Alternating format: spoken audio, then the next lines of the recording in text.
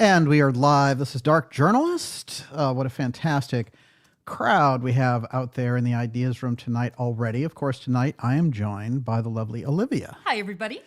And Olivia, I'll tell you, we had joy, we had fun, we had seasons in the sunburst.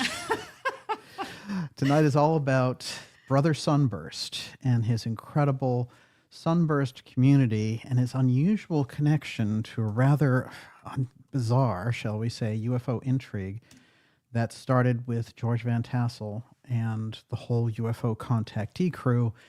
And it actually started a little earlier with Uncle John Trump and Tesla and the UFO killer device known as Melchizedek. And tonight is a long-awaited part 2 of this probably 4 or 5 part series on this alone. And we're going to get into it tonight, and it goes deep. But Brother Sunburst is going to be right at the heart of it, and very unusual character, very little explored, but we're going to get deep into him tonight, along with this very unusual Melchizedek device, which was passed along, and it is the device that, what I found out about it, and I've heard about this for a long time, and I finally tracked down exactly where those rumors were coming from. But the idea basically is that this thing was designed to take down UFOs at a distance. And so we're going to get into that tonight and how precious it was for the military-industrial complex to get their hands on it, because apparently it was outside of what they had going on. And this is very important because the hunt for it defines what we know as traditional history around exotic technology and exotic secret weapons programs. So this one in particular tracks us to, it actually goes back into the 19th century, but we're tracking at least from 1943 right up to the Mar-a-Lago raid of all things and how this relates. I'm going to get deep into it tonight. There's going to be a lot of coverage of the contactee movement of the period, along with the hippie consciousness. People like Yogananda is also going to make a very interesting appearance in this episode tonight. We did part 1 of this episode before the election, and it was an electric layout of certain information. This one is really going to fill out the details. In between there, a lot of interesting things happened, of course. We did that episode after the election all about, what the deep state is going to do now. And then I've been putting together for a couple of months this very important documentary, which we got to release on the 61st anniversary of the JFK assassination, and that was JFK, The Final Speech. This thing is off the charts because it has all of the details of the meeting with Lloyd Berkner, and I'm going to go over your responses tonight. We got so many responses on it, and there's so many questions on it, there's no way to respond to all those emails. So what we did is we put together the top 3 things that people were asking about, and we're going to address those tonight. Miss Olivia is going to lay those on us. And also in the second half of tonight's program, we're going to be taking your questions as well about this wild search for the Melchizedek. This is called the UFO Killer, UFO disruptor device, and how it weaves its way through history of these exotic technology weapons. Now, the other thing I want to mention here is that I got a chance to do the Alex Jones show last week, and it was a blast. And I have to say, we covered COG and the UFO file, and it was a great honor to be up there with Alex. And it's extraordinary because they ran the show on Tuesday, and then they ran it for Thanksgiving, or they ran it for the whole day. And so we ended up getting something like 5 million views on that thing. Wow, that's It amazing. was an extraordinary response. And what's fascinating is, when you get someone with Alex's skill set together with the things that I'm talking about here in the X series, we definitely went into some very wild directions. So I put all that in the newsletter with a link for everyone. And while I'm mentioning the newsletter, if you're new here, definitely go to darkjournalist.com and sign up for our free newsletter.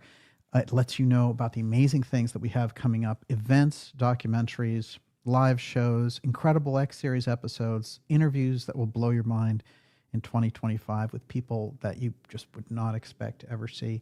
And it's all there in the free newsletter for you. Go to darkjournalist.com and plug in your email address, and we'll make sure that you get that on a weekly basis. And I want to mention what I will say that came out of that Alex show as well, which I found very interesting, was the fact that his own, he has a relative, a grandmother, who was very psychic and was sought after by political figures, which puts an interesting spin on the fact of, just how much political attention over the years that Alex, he's been in the middle of a maelstrom of political intrigue.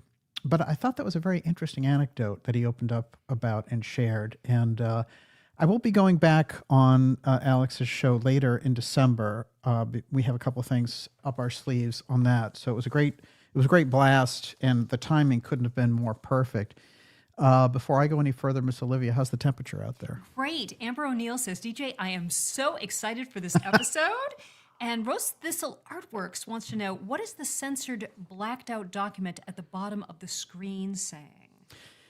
Yeah, there's a ton of cases, FBI work. There's a lot of blacked out documents around Brother Sunburst. So fundamentally, what you'll find is a lot of people suing him in the 70s, and he gets incredibly big.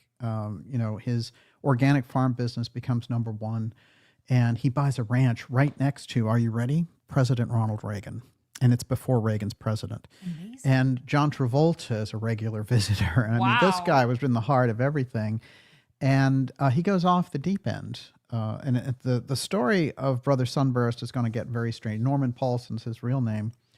And I've been pretty fascinated with him in the heart of all this. And I think regardless of the fact that, what's going to happen is we're going to realize he's one of those gurus who went off the edge and started to think that he was Christ and, was taking drugs and abusing his followers and all that kind of stuff. However, if you go back before that, you're going to find him kind of living an extraordinary life, which is, at the age of 16, he's in the Merchant Marines and he's traveling to Asia. And then he will become, for 4 years, a disciple of Yogananda. And then he'll have problems at the end with Yogananda, who objects to his conduct. And then he will go right into the heart of the UFO world with George Van Tassell. And he will marry, in fact, Van Tassell's daughter, Glenda. And then that falls apart, But what is very interesting is how in the heart of so many things this guy is. And then by the 70s, he has this incredible organic farming community superstore, which is like the Whole Foods, that whole wave. As a matter of fact, Wild Oats ended up buying a number of theirs.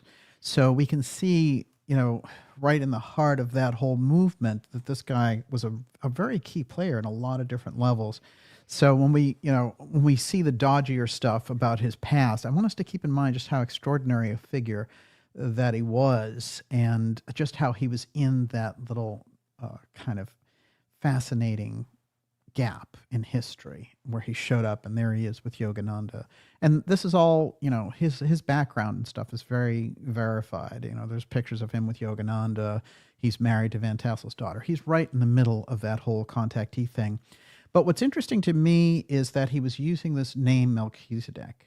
And Melchizedek is the name that I found out was the nickname, or the intel name, as it were, the program name for the search for the UFO killer device. And now, I want to say this on the record, which is that when I discovered a number of inside names relating to government programs around the UFO file, I put them out here. I've talked before about Blue and how we did a documentary on Blue last year. And, I mentioned it in the spring of 2023. I came out with the whole thing about the Blue UFO program. And my version goes a lot further back. Later, I think they realized they were in a tight spot or something. And they came out with the whole Kona Blue. And they revealed the whole program, and then they were like, oh, it never did anything, though. It was designed to do things, but it never actually did it. Well, no, yes, it did. But, so we put that whole piece on the record, and now the Melchizedek device is another situation where I've discovered through my own research what they were doing with this Melchizedek device. Now, here's the interesting thing, and what I posit in this episode, and I think the facts will back me up. which is, I think, the person that got appointed at least one point to hold on to this device, because the device is seen by these contactee people. For example, George Adamski, he gets into trouble with the FBI because he's caught in a wiretap saying, oh yeah, I've seen this thing. I've watched it pull down UFOs. So they know that he knows. And then he's like, oh yeah, I can tell you all about the person who had it, to get himself off the hook, because after all, technically he's a Polish immigrant, and, they could pull all this you're a commie type stuff in the early 50s on him. But this whole weave of the Melchizedek UFO killer device through history, and the intrigues that it gets caught into the middle of T.T. Brown, Nikola Tesla, Adamski, and what's really fascinating is Curtis LeMay. And the Curtis LeMay part I will bring in at the end of this episode. So tonight is going to be power-packed with all that. I won't try to explain it all in one bunch, but you are in for something here with the Melchizedek device. I do want to say before I get into any of that, like I said, we were overwhelmed with responses to the JFK final speech documentary. And the documentary, I want to explain something about the level of production we're doing on those documentaries, because what it is, we'll do, say, like 10 episodes, X-series episodes right here on a particular issue. But there comes a point where there's so much to present that has to be presented just so that we're moving into these productions of these things that summarize it. So you can almost picture each episode as like a series of articles about the thing, and then the documentary is the book with all the additional facts and with all the new information. Otherwise, we're going to have, the whole thing out there, and the consolidation of the facts will be missed. And very often I find also what happens is I'll do something and I'll have certain new information come out about it. So, I'll reveal something on the record, and then we find some other, researcher, creator, whatever, going over a cliff with the same information, but taking it into total nowheresville. I've seen this a lot with the Tesla-Trump thing. And we introduced the Tesla-Trump information in 2018 with Tesla-Trump and the time capsule. And there's a whole background foundation that we had for it. We put it on the record, and then you got a lot of academicians and people writing about the stuff after we put it on the record. Now, people were aware loosely that, before Trump was president, that there was this guy, named Trump, who had checked out Tesla's papers. And that's about as far as it went. And it was Trump's uncle, of course. But we got into the whole real background about how John Trump, Professor Trump at MIT, was the protege of Vannevar Bush, who was in charge of the UFO file. Then we went to the Sarbarker comments. We created the whole foundation of what that was about.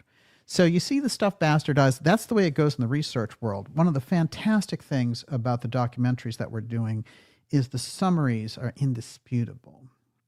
So it's very important to have that marker with things we're doing, and they're high quality.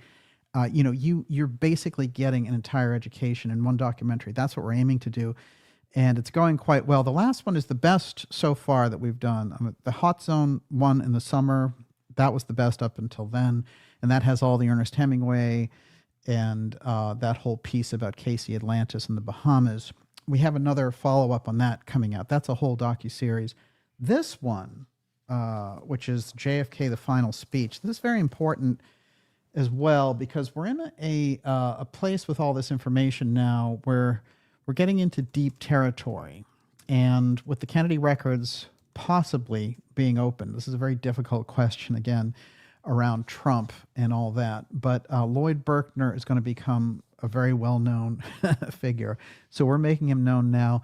He's the individual who went to Antarctica with Admiral Byrd. He headed up the Robertson UFO panel. He's the one Kennedy was going to meet at the Dallas Trade Mart. And the speech that they were going to give together is an extraordinary pageant with the White House flag being flown in, with Kennedy was going to hand to Berkner. Something major was going on there at the Dallas Trade Mart, and we outline all of that in the documentary, which I've put out there for free. And it's free on this channel. It's available for you. So this is what I'm trying to do, is introduce the information to as wide as possible an audience, and we may have series and things that we have just for subscribers, but I'm trying very much to get this information out there. This one in particular is the real education. If you want the facts around the full picture of the JFK assassination and how it relates to exotic weaponry and why there's so many people involved from Antarctica around it, like the owner of the Texas School Book Depository, D.H. Byrd, this is what you have to go to. And so that one's particularly important. Now, we got maybe, a couple hundred emails about this, and we kept pulling out these different things. We pulled out the top three. Olivia, I'm going to have you read me those three, and I'll go through them here. And we'll start off with this, and then we'll go into the whole thing about the Melchizedek device, and then we'll take your questions. That's how we'll roll. Okay. Okay. The first question is about the JFK's final speech at the Dallas Trade Mart with UFO physicist Lloyd Bergman. Yeah, this is important. So what we have, actually go from 3 to 1. Okay. Yeah. So the Charles third, Delshau. This is the third most Okay. requested. Charles Delshau, airship painting prediction of Trump in the 19th century art. Yes. Now, here's where things get very, very fascinating. Now, we know all about, we've done interviews with people around the subject, people like Walter Bosley, and there have been people who put out books about this, like Teo Pymans and Peter Navarro over the years.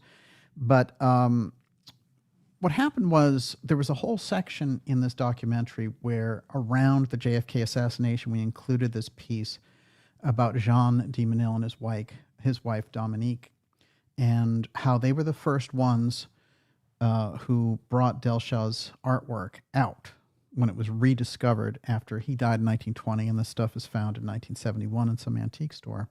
So she becomes the one who brings that all out to the world, and she's known as this great humanitarian, art connoisseur, and all the rest. But her family's company is Schlumberger, and Schlumberger comes up in the Garrison investigation around the JFK assassination. And then Jean de Menil has always been this kind of quasi-unusual character because he's associated with George de Mohrenschildt, who's this Russian geologist coming from that white Russian community out of Russia, which was opposed to the Soviet Union. And so there's a very interesting tie-in with how de Mohrenschildt gets, of course, to be the handler of Lee Harvey Oswald. So somehow we have this artist who's associated with Delshau, and her company is being investigated for being associated with figures in the Kennedy assassination like David Ferrie and Guy Bannister. And then her husband is the person who's connected with George de Mohrenschildt. And they run the largest oil equipment company in the world at that period, doing 75% of all oil drilling equipment. So they're deep, deep in the oil business, oil geology, and that's where the Bushes and all that get into this. So, but the fundamental thing is that Delshau was an artist who came over here from Germany in 1850, and he was fundamentally like spying on a group in California, the Sonora Aero Club. And the group that sent him over here was a group called NIMSA. And so this early airship development, and fundamentally Sonora were airship enthusiasts, and yet they were so far beyond what the Wright brothers were doing 50 years later that we can start to see the opening of that aerospace piece and the advanced aerospace piece as far back as the 19th century. So we included all that, and we included the painting, which shows, and I'll show that here tonight also, which is basically, it's got embedded in the painting Trump and 45, and of course Trump was the 45th president. How is this guy painting this stuff in the 19th century? So there are a lot of unusual things around that with Delshau and Trump, but that one I think was a major section. Okay, what else you got? The death of Admiral Byrd's son. Yeah, this is a part of the documentary. So there's a whole important piece about Operation High Jump in the documentary. Oh, that's the Trump painting, by the way. And you can clearly see Trump in the middle there. And I'll show you this real quick. Because when I tweeted this out, a lot of people are like, I can't find the 45. That's 45. You have to look down here. Right. So you can clearly... You can clearly see that it's there. And I tweeted this out. I'll tweet it out again tonight so people can take a really good look at that. But there's no question about the fact of its provenance. So this thing has been in a gallery for 50 years, and then it goes back to Del Shaw letting all of his stuff kind of go to waste in an attic, and then somehow it's showing up 50 years later. But there's no doubt about these paintings and that they're from the 19th century. So that is extraordinary, regardless of where you are politically. The fact that this individual who's connected with all of this Aero stuff and the Sonora Aero Club and NIMSA and all that. So I think that that's particularly extraordinary. Now, Bird's Son and how it relates in here for the JFK, the final speech. Everywhere you go, and what I noticed in the Kennedy assassination, you're surrounded by people involved with two things: Antarctica and advanced aerospace. There's no way around it. And advanced aerospace, the UFO file umbrella is right there. And what happens is with those people now, we're looking at something where they have a great stake at that point in the space program to direct it in a particular way. And Kennedy comes in with a totally different vision. He wants to, do joint moon mission with the Soviets, etc. So a long story short, when you get to the Antarctica part, in my opinion, it relates to weaponry and secret weaponry. And of course, the story that's hanging out there in history is all about Admiral Byrd when he goes down there for high jump, which his son went with him, by the way. He was also on the high jump mission. And so as we go through history, it's strange because Byrd kind of falls out of favor after that. But his old pal, Lloyd Berkner, who after all, he was in Antarctica for 2 years with when Berkner was 22, setting up Little America radio station, Berkner says, you know what, I'm doing the International Geophysical Year. I'd like you to go back to Antarctica with me. And they do. So it's the last time Byrd will go back in 1956. He does a TV interview at that point saying Antarctica will save the world. Well, after high jump, we know he spoke very off the cuff to a Chilean journalist saying there are fighters there that can fly from pole to pole, and this is going to be a problem for us. And that's why high jump was cut down from a 6-month mission to 6 weeks, and they got all that armada of ships and 4,700 men out of there. So they were in a very unusual space with all this, and it hangs out in history. Was Admiral Byrd's fleet attacked by these flying discs? Because this is what he let slip when he came back to South America. So we're in an unusual situation with him and, his keeping secrets for the government, his close relationship with FDR and all the rest of it. So then he dies in 57 and it all goes to his son, Commander Byrd. Well, he was also in high jump. And it's interesting when I was reading about his own accounts of things, when friends talk about what he said, they said, well, he wouldn't fly after his dad died. And they asked him, why won't you fly anywhere? And he said, Dad told me never fly. Now, his dad is the most famous pilot in the world. Why would his dad tell him that? Wow. Obviously, he felt that he was being targeted and that they would be. So what I was able to dig up was that Admiral Byrd's son was living on 9 Brimmer Street, which was Byrd's house. And it's this fantastic luxury setup there over in Beacon Hill. And if you go and check out where John F. Kennedy lived from 1946, actually until 1963, you're going to find him living at 122 Bowdoin Street. Now, that is exactly 4 minutes from the same location. So they're both sitting there in Beacon Hill, a 4-minute distance between them. That is extraordinary, and I'll show you the map for that tonight. But what I found out was that Byrd, the son, wanted to start his own museum, and long story short, he was blocked over and over again by the Massachusetts Attorney General, and they came up with the most ridiculous excuses I've ever heard.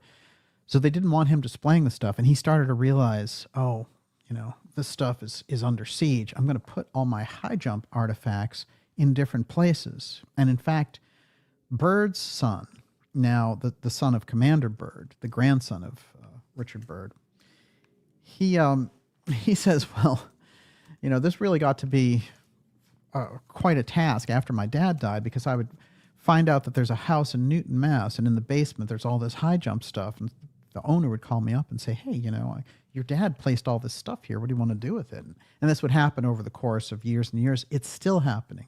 And supposedly now 80 of those stashes have been recovered, but supposedly there's more than 300 of them. So obviously he's placing this information around to kind of keep the whole thing secret. And so the mystery there builds and builds. So what happens is in the 80s, after being turned down to do all these things, he's invited by the National Geographic Society in D.C. to give a speech about high jump. The time has come for you to reveal what you know about high jump. And he accepts. And his son puts him on the train, and he has someone who's set up to meet him in D.C., and he never shows up. A month later, they find Admiral Byrd's son in a warehouse in Baltimore. He's in different clothing, and he's dead from exhaustion, dehydration, malnourishment, and all the rest of it. And the story was basically, he got off in Baltimore, he wandered into a warehouse and died. Very unusual. But as it turns out, what we do know for a fact on the ground is that a security guard saw him and said, he's walking around with this other guy, and they were covered in soot. And he was actually walking around with one shoe, and I thought, I kind of scared these guys off. I said, what are you doing here? Like, thinking that they were just, vagrants. And it's very interesting because the guy said,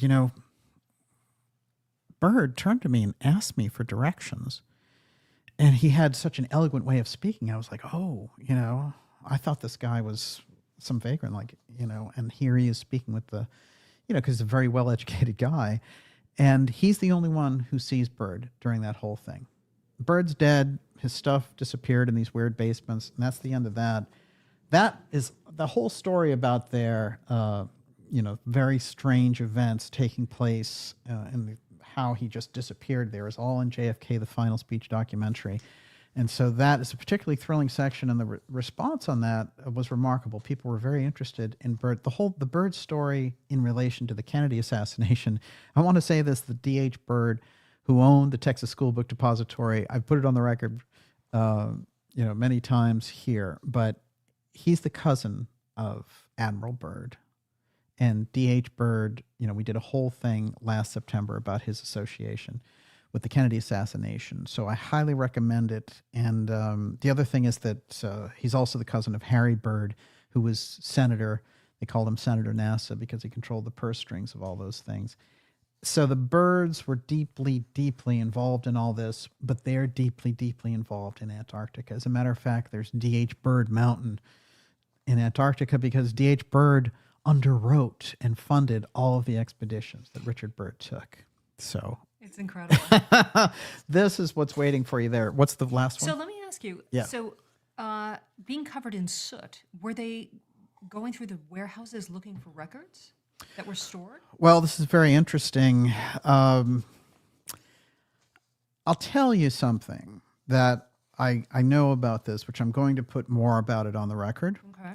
But I found out that there's an individual named Black who set up all of the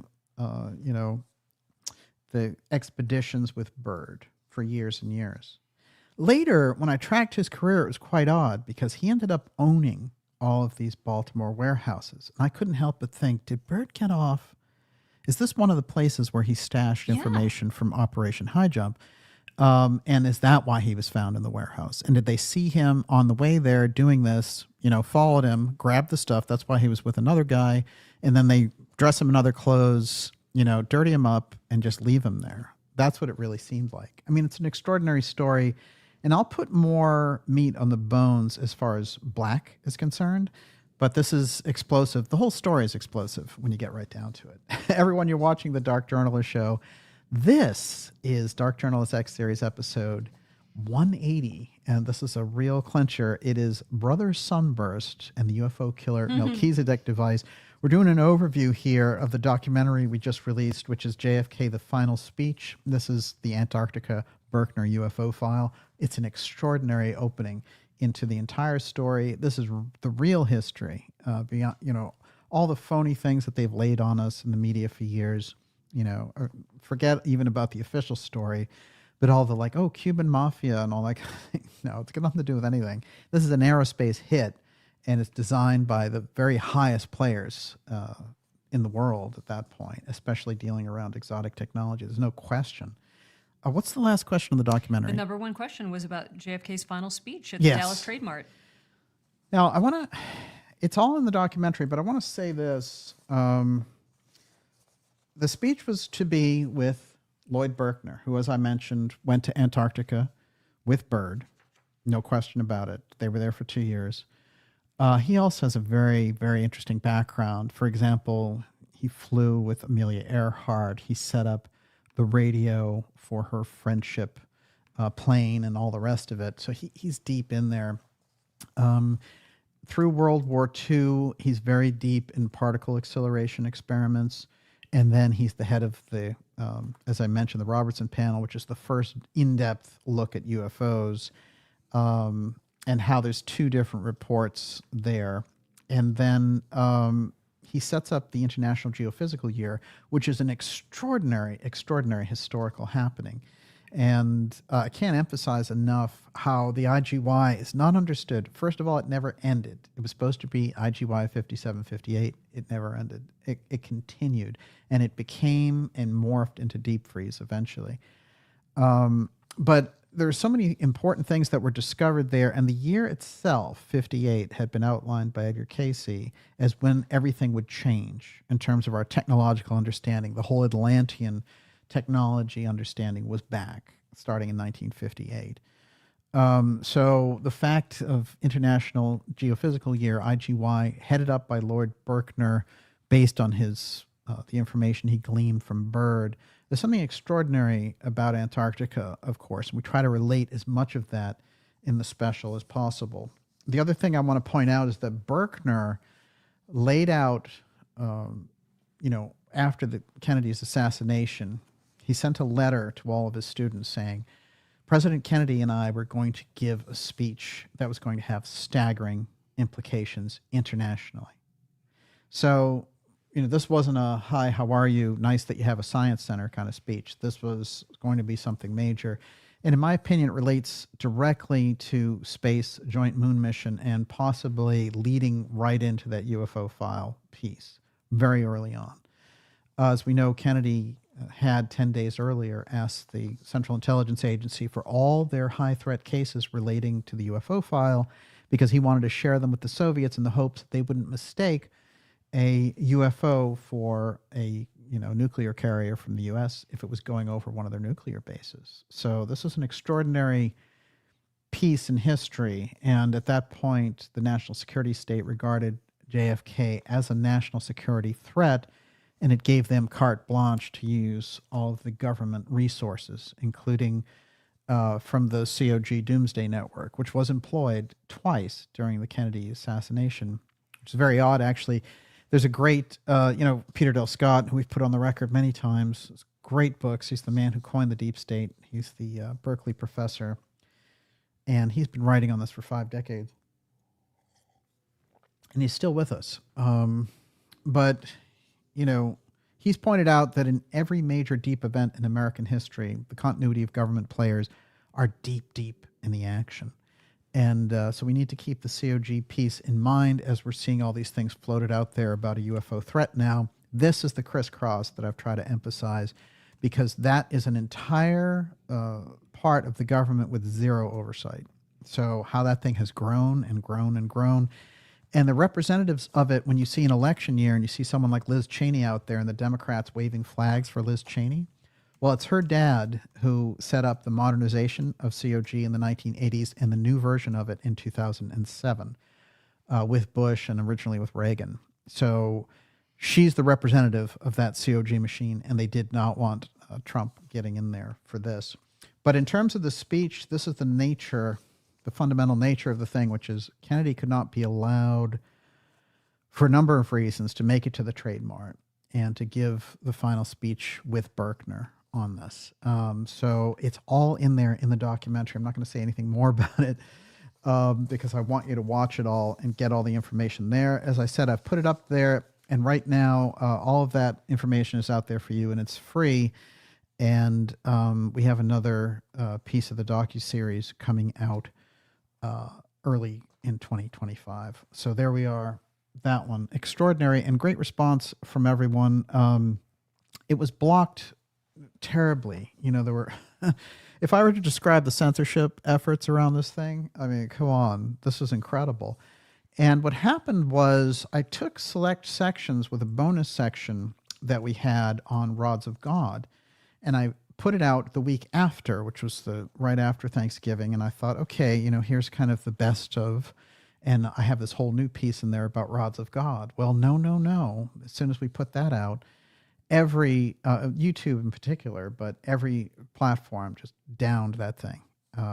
Not Rumble, because we didn't put it on Rumble, but eventually we will. So I have this whole section on Rods of God. I think what I'm going to do, and what we'll do, is we'll dedicate an entire episode to Rods of God now that we know that this has happened. Right on. And I'll do that whole piece. But I'll tell you, the night that it was going out, you know, and, you know, I was saying this, everyone was following in real time with this. They took that thing down within like 5 minutes of it being out. And it was before anyone even saw it, but I had uploaded it, and they just were like, you have to, you know, you can't do this section. And the Rods of God section, it was, you know, against YouTube community guidelines. What, Rods of God? This is a secret weapons technology. Come on. So there's something very strange about that. They demonetized the JFK video, you know, whatever. But for me, there was a lot of shenanigans around that. But JFK, the final speech, the Antarctica UFO file with Berkner, is crucial. And the Rods of God section is sort of adjacent to it. So we'll do something specifically just on that. So I think that'll do it on the recap of that. And now we're going to dive into, we had joy, we had fun, we had seasons in the sunburst. But before I do that, what do you got out there? Gavin Wynn says, as someone who's been following DJ for over a decade, I can tell you he's one of the only legitimate journalists on the subject. Daniel is a fantastic journalist. I appreciate it. Wow. And Fuber Fighter says, does DJ think that Trump and Putin are planning some space work in cooperation? New emphasis on Putin arising. Well, there's no question. Look, remember Kennedy and Khrushchev. What was the main problem there? The CIA and the State Department wanted to interfere with them over and over again. And Kennedy finally said, look, I don't want anyone from the State Department or the CIA. I just want the translator. Well, they were afraid he's going to work out the UFO file piece with Khrushchev on his own. We won't have any notes of it. We won't know what he's talking about or how he's dealing with this. No way. And so they created all kinds of obstacles there. And Kennedy created a system of human intelligence in order to pass information back and forth and conversations and letters with Khrushchev. Now, this is well known now, but what would happen is Kennedy would write out the letter, hand it to a reporter. The reporter would go and meet somebody in a cafe in D.C. They would pick it up in a newspaper. They'd walk off. They'd take a plane to West Berlin. They'd go over there. Then they'd exchange it with somebody. They'd take it to East Berlin and up to Khrushchev. Khrushchev would open it up. This is all around the State Department and all around the different apparatus. They had this human network going on. And so we have to keep in mind that Kennedy's a player who can do these types of things. He learned through his father how to move things. So his father had been not only a very successful millionaire businessman, but he had been the ambassador to the UK. He'd been the head of the SEC. He was a major government player. He knew how to get things done, and he knew how to use human intelligence on a totally different level and outsmart the Central Intelligence Agency, which, by the way, didn't like him very much either. So we have to kind of keep that in mind. This is a legacy problem that you have JFK and Khrushchev. Later, you'll have Reagan, who comes up tonight because the Sunburst farm is right next to the Ronald Reagan ranch there. That's not easy to do. They had to get, complete clearance for that because he was the governor of California after all and then became president. So tell me the strings there that Paulsen, Brother Sunburst, was able to pull. But he has the same problem where, his CIA and State Department is trying to get there in between their conversation. And they're trying to say, hey, we want you there with George Shultz. We want you there with all these other people. And Reagan says, I want to sit down with Gorbachev alone. and, we have Gorbachev speaking some English. So, and whether they're alone or with the translator at times, no State Department people, no CIA people, none of those military representatives who can leak their conversation back. This is crucial. And, in 2014, Gorbachev will go on the record and say, yeah, in Reykjavik, we talked about the UFO file. Reagan took me aside seriously and said, will you help us if we're attacked? Will we battle them together? I need to know. And Gorbachev said, he was totally serious. Now, Gorbachev also was serious, but he had to present it this way. And when he was giving that speech, of course, Charlie Rose and Henry Kissinger were there and all these other luminaries. George Shultz, in fact, was there. And the whole room went dead silent. They didn't want to say anything. And he apologized. He apologized for saying, he's like, oh, I'm sorry if it makes you uncomfortable, but this is what happened. So they were discussing the UFO file. By the time you get to Trump and Putin, and with the whole, Russia thing, oh, it's Russian collusion, he's a Putin puppet and all that. That is the direct players in there. They don't want these guys discussing the exotic technology together outside of their circles, because this is a major piece of how the deep state runs. And we're going to explain how that orientation around that exotic weaponry, we're going to tie it directly into what we're trekking into tonight. Everyone, you're watching the Dark Journalist Show. This is X Series 180. What a landmark. Brother Sunburst and the UFO Killer Melchizedek device. John Trump is in here. Tesla's in here. George Van Tassell. George Adamski. And of course, right in the heart of it, somehow, Brother Sunburst. And we're going to explain how that works. We're going to take your questions in the second part of tonight's show. And also, I want to say this, if you're new, like I said, get over to darkjournalist.com and sign up for a free newsletter, because that's the way to really stay in touch and get us around the censorship, which we even experienced in putting out the documentary, which is just extraordinary. Okay, what do you got? For you about the newsletter? Yeah. People are trying to find the episode with you and Alex. Is that included in the newsletter?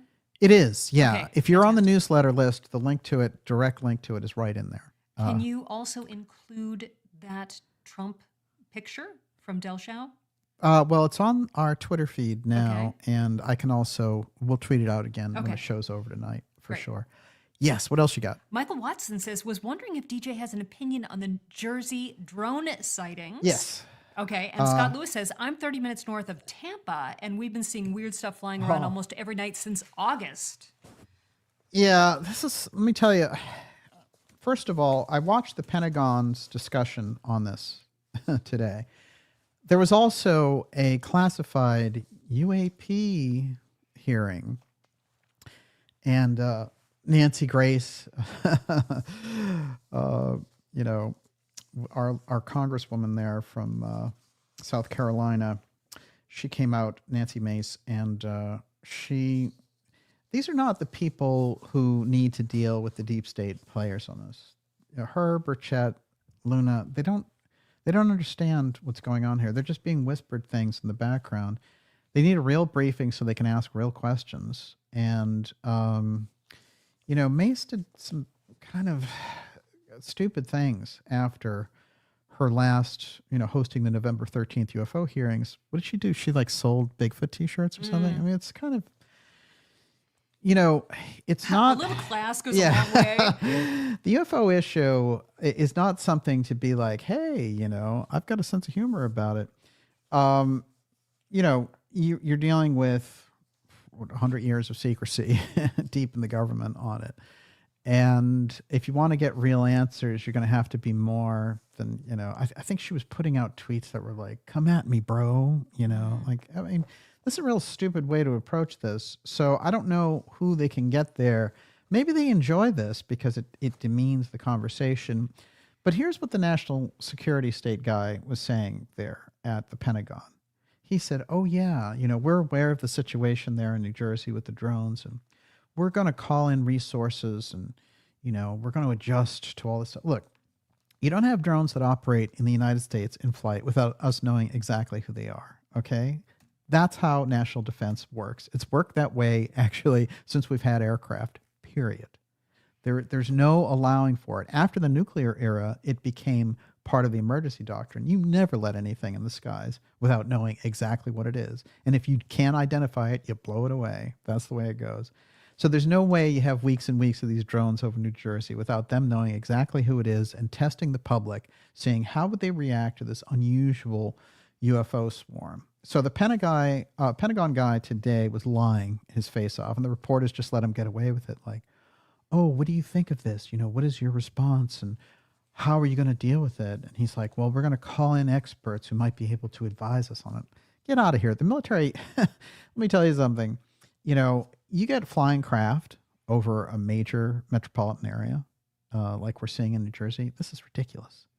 So they know exactly what's going on, and they're big liars. They're lying outright to the residents of New Jersey and to the entire country. Now, there's been a siege that's been going on there with these drones. People have sent me some really great footage. I've put some of that up in our Twitter feed. And, you know, today, The Hill came out with this article. After decades of denial, the Pentagon finally admits it's baffled by UFOs. Is this how they're going to play this? That, oh, we're too stupid to know what it is, but it's a threat, you know? No, they know exactly what they're dealing with there. And this is the whole reason behind the secrecy that's been involved for generations. And the whole X-Protect group that we've outlined so heavily on this program. I'm going to read a little bit of this article, which is from a former Obama lackey in the State Department. And what he has to say is, after nearly 8 decades of official denial and obfuscation of the UFO phenomena, the new head of the Pentagon's UFO Analysis Office made a remarkable admission last month. During a briefing with reporters, John Kozlowski, director of the All-Domain Anomaly Resolution Office, that's AERO, of course. That's the thing that they snuck into the NDAA, which will eventually become the UFO Defense Department. These are interesting UFO cases that, in my opinion, with my physics and engineering background and time in the intelligence community, I do not understand, and I don't know anybody else who understands them either. Critically, the Department of Defense and intelligence agencies are so perplexed by the UFO incidents that, per Kozlowski, we're going to need the help of academia and the public to address some of these. Look, this is such a non-answer answer, and the whole thing is like, oh, we're befuddled, we don't know what it is. And then you have you know, this Pentagon general coming out and saying, oh yeah, the New Jersey stuff, it is kind of weird. Now, they sent in the FBI on this, which I also thought was interesting, because I wouldn't think the FBI would be the go-to on this. And the FBI had some weird things to say, including the fact that some of the agents who checked it out in New Jersey, when they went back to D.C., they started to have the drones over their house, which sounds very much like Havana syndrome.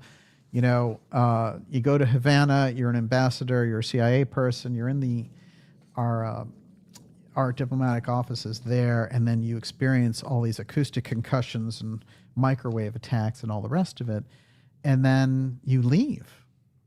And what happens? Well, you encounter all of these conditions when you come back. The Havana syndrome travels with you. So this is definitely something that's cooked up, and I'll read a little bit of this. This came out, it was a big overview on the sightings, and this is actually, it's MSN, but nonetheless, it's a little bit of it's worthwhile. I'll read a little bit of this here. For more than 2 weeks now, New Jersey residents have reported seeing mysterious drones hovering over their homes and neighborhoods at night in the northern part of the state.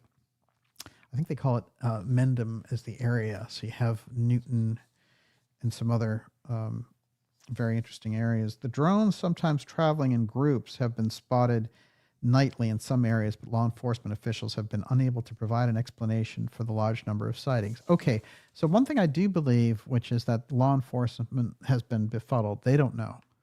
Law enforcement, that's fine. The military knows exactly what it is. NORAD knows what it is because they control the skies. Anything that's a threat, just like the Chinese balloon thing was a complete hoax on the part of NORAD, when they were like, oh yeah, we're going to have to adjust our sensors because we don't know about balloons. You know, they snuck in. You know, as far back as World War II, we have these policies, war policies, hardcore policies, that if you don't follow them, you're out if you're in the military. That anything that floats over here, because the Japanese floated over poison bombs that actually killed people in Oregon and the Pacific Northwest, they had those rules during World War II. So the rules are way beyond that now. So when they got the COG commander, who's the same NORAD commander out front, talking about this last year about the Chinese balloons, when he was like, I don't know what it is. It could be UFOs, And then the New York Times was running these headlines like, we shot down a UFO. This is all to test you to see if you'll take the UFO threat part that they're peddling seriously.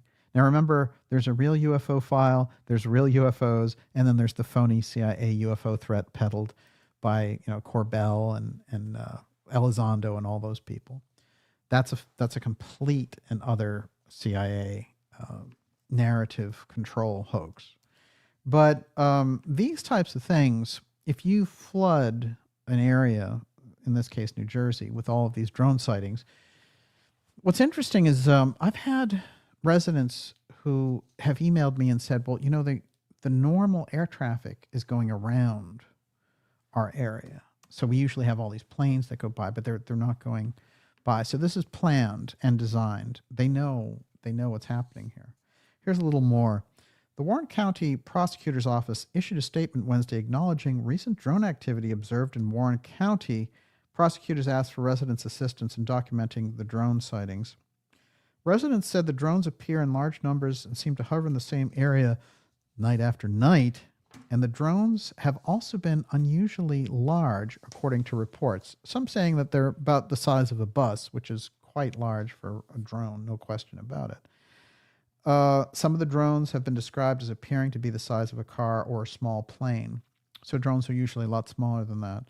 On Monday, the FAA announced it's temporarily prohibited drones from the airspace over Picatinny Arsenal in Morris County. That's Trump's national golf club in Bedminster.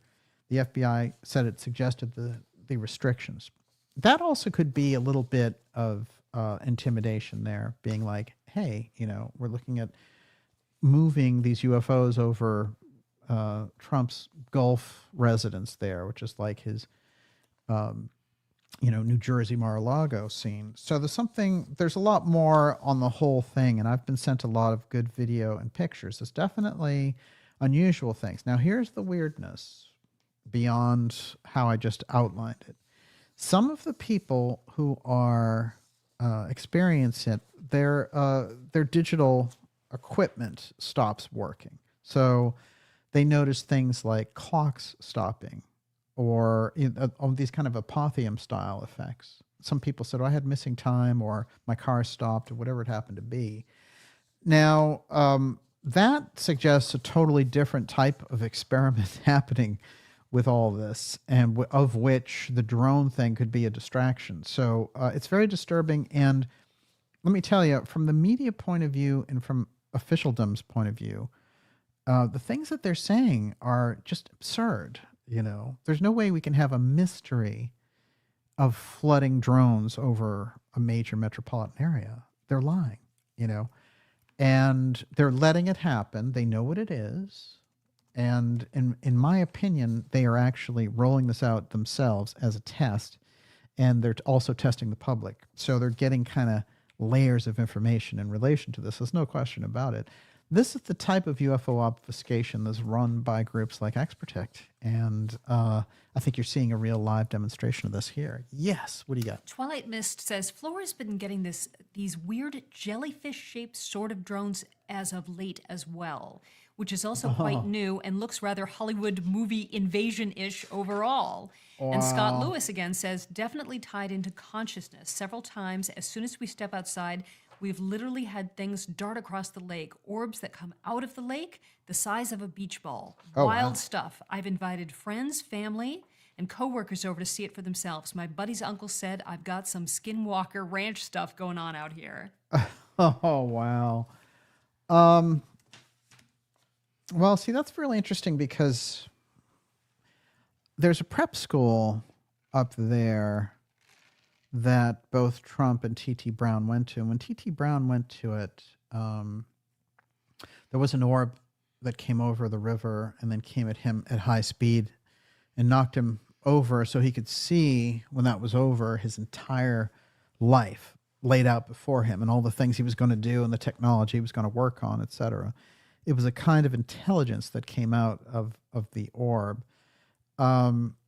So that's part of his biographical story. And I think it's very interesting because later he created a technology that could do this, and they called it the acoustic fan. Rand saw it demonstrated, and Curtis LeMay was there at the demonstration, according to T.T. Brown's daughter. She told me that. It's quite interesting. His daughter, Linda, was there. She was present for the test. But one of the things that this machine could do is you could walk in front of it, and it would flash your entire life before your eyes. So, I mean, that's a technology. Is that a recovered technology that we've redesigned? Is this something we've built?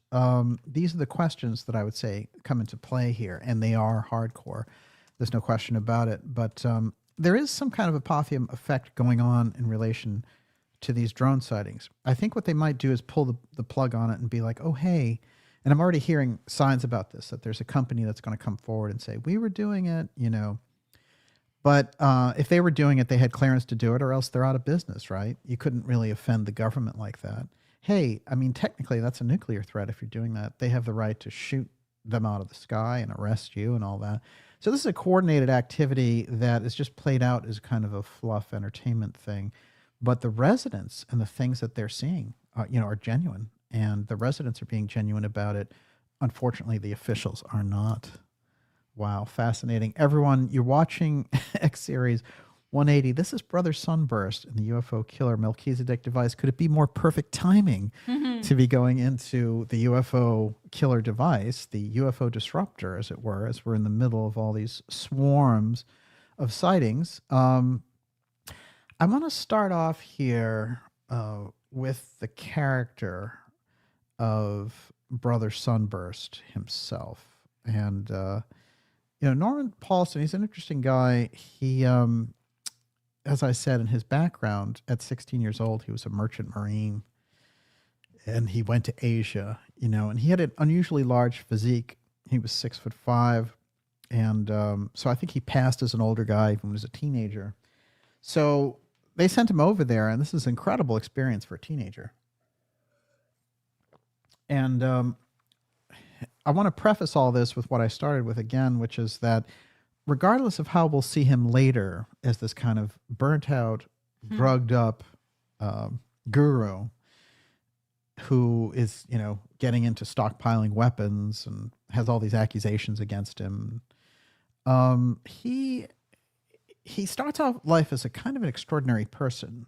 There's no question about it. And his background, his bona fides, having been a student of Yogananda and having been in the Van Tassell circles and, all the things that kind of made him who he was, and even creating this incredible Sunburst community, organic farming community, which becomes the first major supermarket chain dealing with that long before Whole Foods, make him extraordinary regardless of his downfall.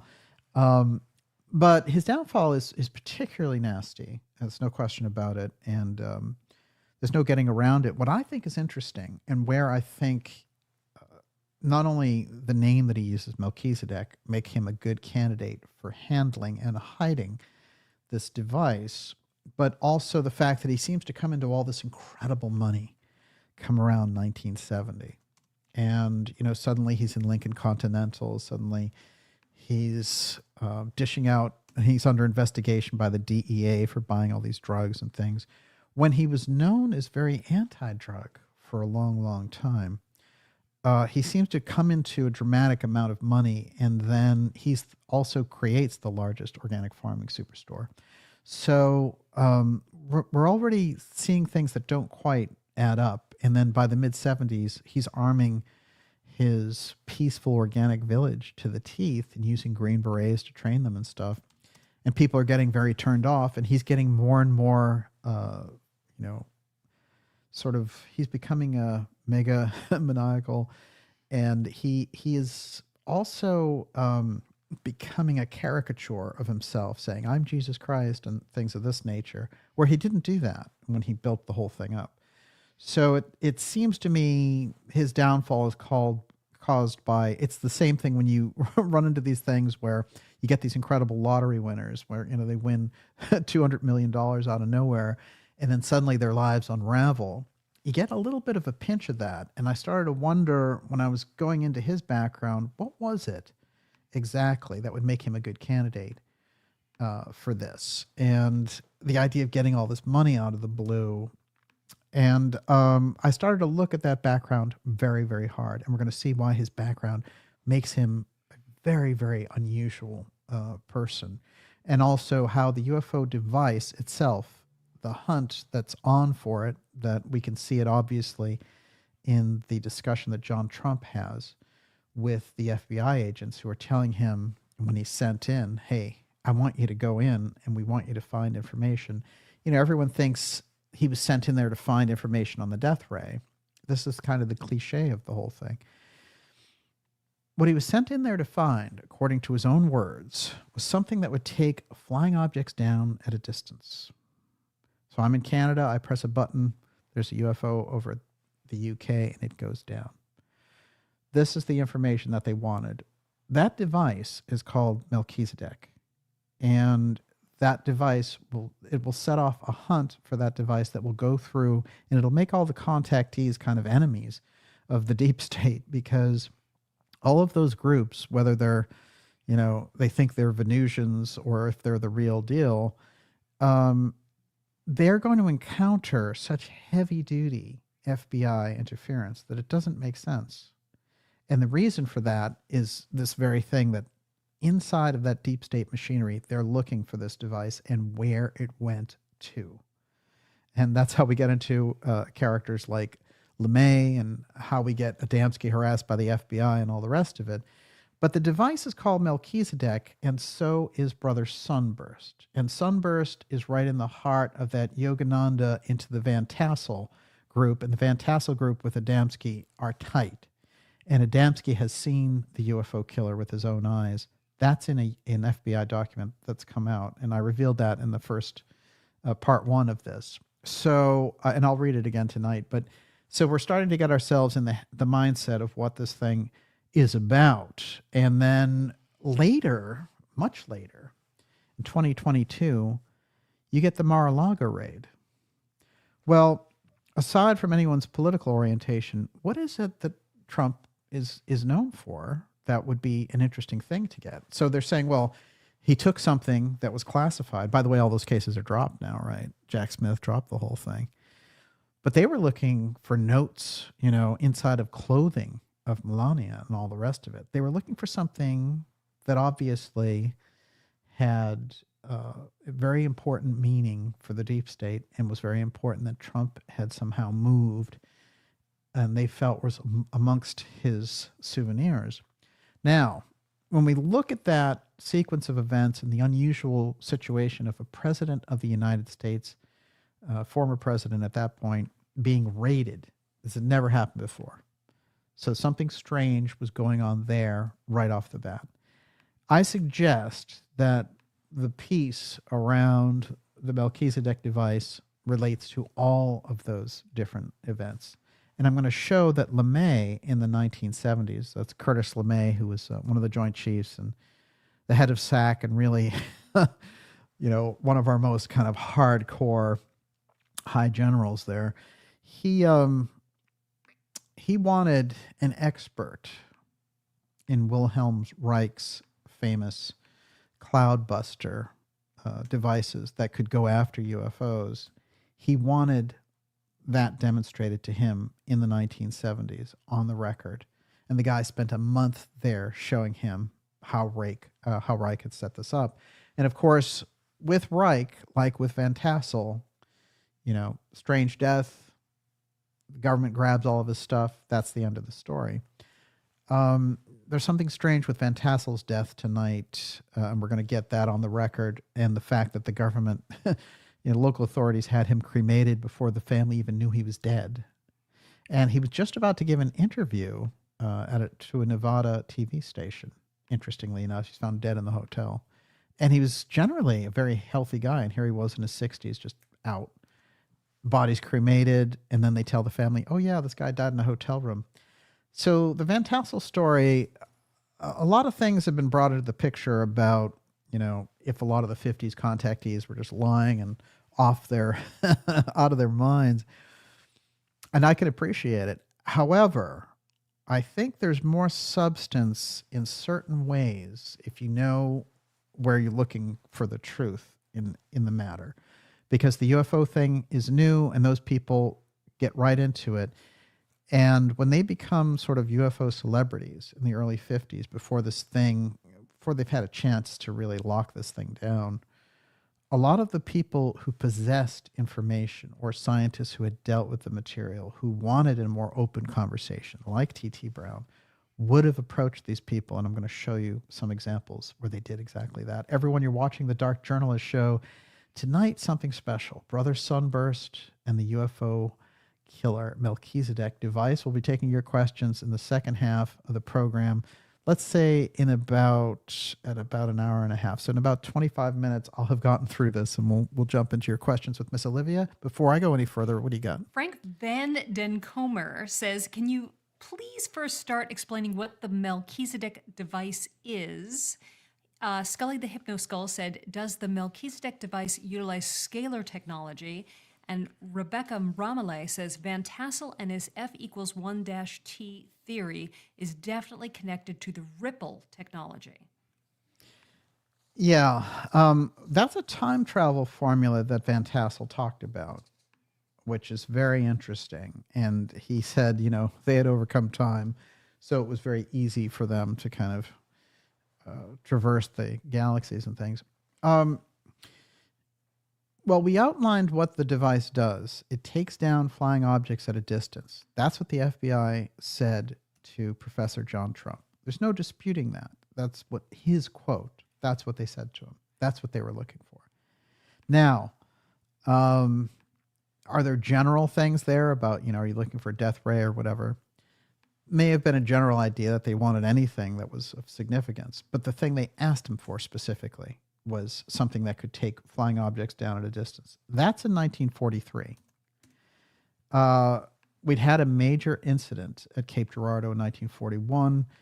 Harry Truman, of course, who later became president, he is the one who oversees that crash and the secrecy around it. Apparently, there's a lot of Masonic secrecy that kicks in terms of hiding the event.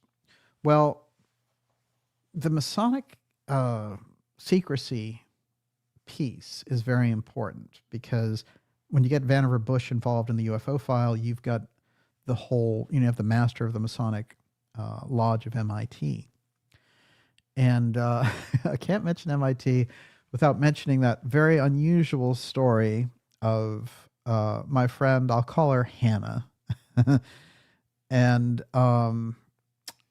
so when I was 19 years old, Hannah, who went to MIT, had learned that there was a secret group there at MIT and that the legacy of that group had gone on for a long time. And back then it sounded to me like it had kind of an occult type thing. She was telling me it was a scientific group that had been around since the turn of the century.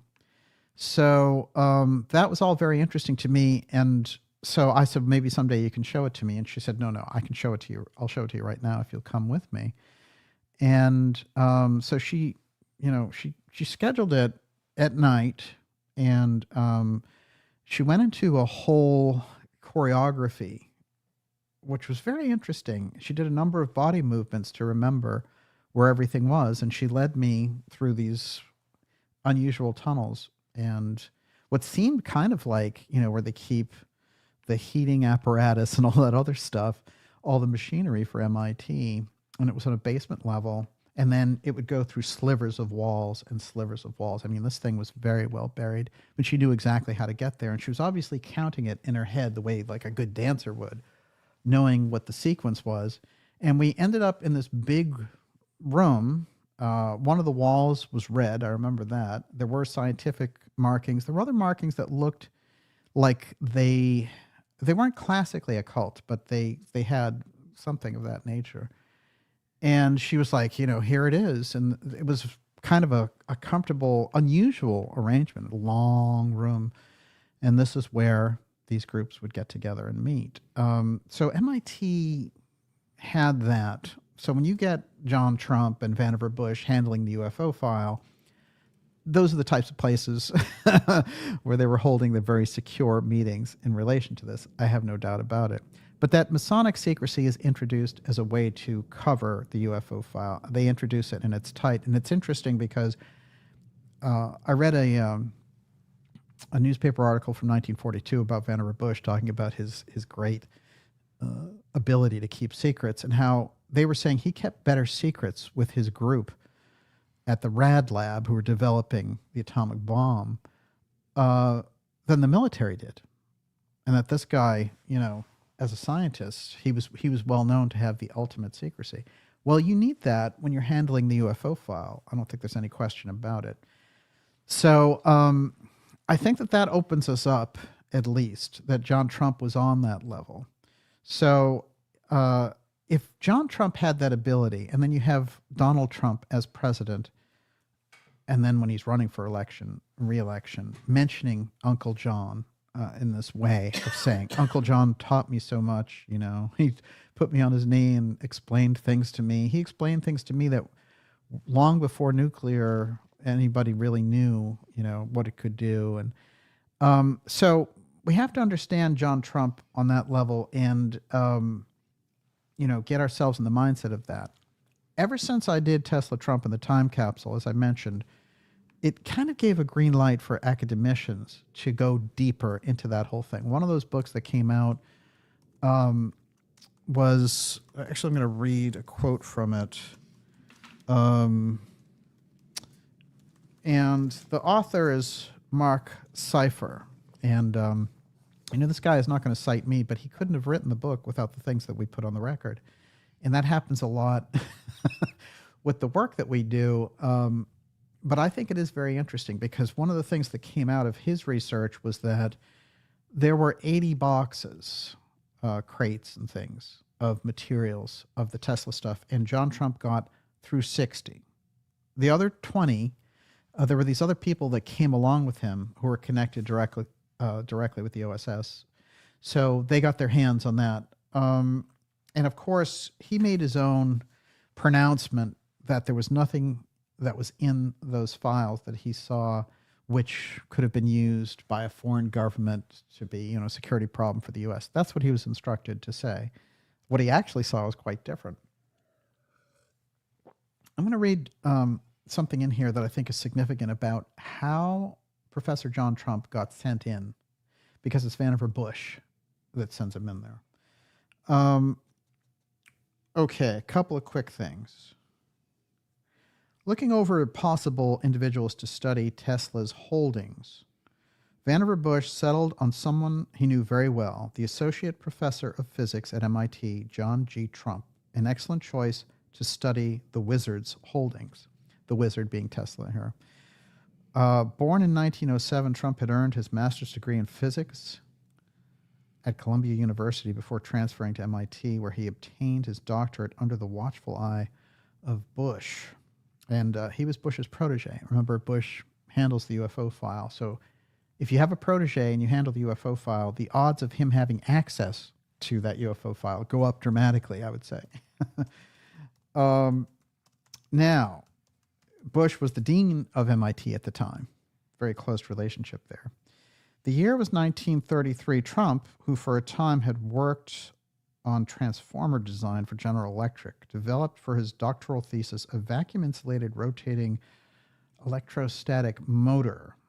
While working with Robert Van de Graaff on high-voltage phenomena and vacuum insulation studies, they would utilize a Tesla coil and develop particle accelerators. This is the cutting edge of technology. It became CERN, and it became this whole technology that went underground.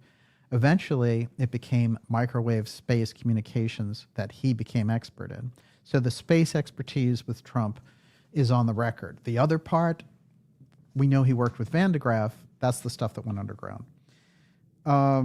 Okay, a little more. 6 years Trump senior, Van de Graaff was by this time world famous because of his generator. No doubt Tesla came to the attention of these two young physicists, not only because the Tesla coil was crucial to their experiments, but also Tesla wrote a prominent article on the Van de Graaff generator that was published in a spectacular cover story in the March 1934 issue of Scientific American, became Tesla's, and because Tesla was nominated for a Nobel Prize after that by the man who nominated Albert Einstein, the physicist Felix Ehrenhaft. Trump's research in the field led to the design of compact megavolt X-ray generators for use in medical therapy penetrating radiation.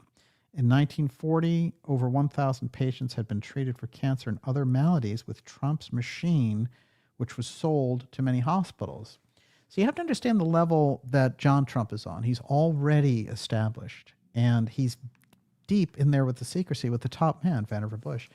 Now, whenever you explore the deep machinations of secrecy around the UFO file, Vannevar Bush is right in the heart of it. So when you hear about things like MJ-12 and all the rest of it, Vannevar Bush is always in the heart of those discussions. But even if you don't care for the MJ-12 information, and certainly a lot of it is valid, you know, there's Robert Sarbarker, the physicist I've pointed out on a number of occasions, and he says flat out, here were the people who controlled the UFO file, and right at the top of his list is Vannevar Bush. Carl Compton is another one. And it's interesting because Carl Compton is mentioned by Trump as being one of the people who's suggesting that he get involved with this Tesla venture. So, so there you have X technology in the very heart of the advanced technology program of the United States, and then the UFO file, both through the person of John Trump. And that X technology developed by Tesla, this is the thing he's looking for. In the heart of it, though, what is it they're asking him to look for when they pull him aside? And by the way, when they have him go into, you know, the hotel where Tesla kept all of his records and things, they hide. But they hide behind pillars and things because they're afraid when he opens the trunk, it's going to explode. What you're looking at is the device itself, the Melchizedek device, is the nature of the thing. They've heard about it probably from wiretaps that they've been doing of Tesla. And that device, what are its principal properties? The principal properties that the FBI men suggested to Trump, what to look for, they said, things that pull flying objects down at a distance. That's what it does. It pulls down UFOs. So it's an extraordinary technology, and they need it. They need to find out if it's in there. And they also will note, after this period, there are a number of UFO crashes. So you get Roswell, you get Aztec, and all the rest of it. They may have figured out somebody's doing this, or they may have been doing it themselves. Somebody was using it to take these objects down. Now, the hunt for a device like that, if you were somebody who was like a T.T. Brown type super scientist and you didn't want the government to get their hands on it, how would you hide that information but still keep it viable for the right people, the kind of X-share people, to run across it? You'd have to figure out something like Kennedy's Human Intelligence Network. Hiding it in a farm is an interesting thought, especially where you're in an area and surrounded by people who are already associated with this kind of contactee style business. So therefore, if people see things like UFOs around, you know, the ranch there, then it's no big deal because, hey, you know, it's a UFO cult after all. That started to open me up to the idea of why the name and how Melchizedek would open up. That's what we're going to get to next, and it's going to bring us Brother Sunburst in a hurry. Mm-hmm. Everyone, you're watching the Dark Journalist Show. This is X Series 180, Brother Sunburst and the UFO Killer Melchizedek device. That is a disruptor of these unidentified flying objects, and it was moved through government agencies at a certain point, but they lost track of it, or the trail of it went with Tesla's work, and they were on a hunt for it that went on through many, many decades, and explains a number of unusual incidents in history relating to exotic technology. We're going to take your questions here in about 15 minutes. Before we do that, Miss Olivia, what do you got? Ray Nabosny says, Kash Patel says all of our real high tech is either under the sea or in outer space. Yeah, well, Kat, this is interesting. And as all those people are announced now for the Trump team, some of them will get through and some won't, of course. We know that Defense Secretary is having problems, and they're going to try to put a major block on a lot of these people. And but Kash, as the FBI director, is certainly an interesting choice. And he also has this incredible idea of being very open around, kind of glass-nosed government activities. But I will say this, that Kash has also been kind of suckered in by Q stuff over the years. And that might be an Achilles heel when it comes to getting confirmed. So I don't know if Kash is going to get confirmed, but I think he's a very, it shows, it's a bold choice on Trump's part, and it shows where he's going, I think, with this. But we'll see. It's funny because I knew right after the election there'd be all this scrambling. But what you have to do is let that administration get their people in place, and then we can really go through it. Because when they're just nominees, if they don't get in, it's a little bit of a anticlimactic thing. So we're going to wait to see how some of this plays out, and then we'll get a little bit deeper into the different positions. I can say that, certainly Tulsi as DNI is an extraordinary choice and shows the direction of this administration is going to be much more transparency oriented. She's also a dynamic figure, I think, to have in that role, especially since the person who has it currently is Avril Haines, which is a disaster. And Avril Haines, of course, associated not only with the whole UFO threat thing, but she was there before the launch of COVID, doing that simulation of a COVID type event with Gates and all those other creeps. So, Haines, very, very deep player. Ray Story wants to know, did Tesla invent a similar death ray device that could down a distant aircraft?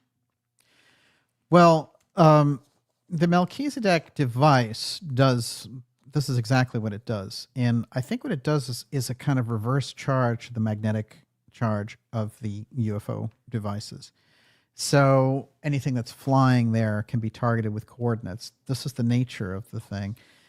Certainly, he talked about developing a death ray and how he had those plans. And he wrote to, the head of Russia at that time, to the King of England and all the rest, saying, I can build this death ray for you to protect you from the Nazis, which he was absolutely obsessed with because the Nazis were everywhere, triumphant, running over everything. So here's how we're going to get into the background of this. We're going to go through Clara Jessup Moore, this very influential and unusual woman. Now, she was born in Massachusetts, and she married Bloomfield Haynes Moore and resided in Philadelphia from the date of her marriage onward. She and her husband and 3 children.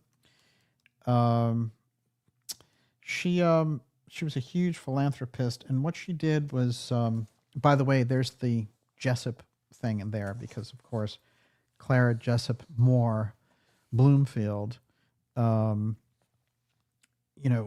here's a little bit of that thing that shows up over and over again when we get around sensitive areas of psychic advancement, aerospace advancement, exotic technology. The names Ketchum and Jessup reappear over and over again.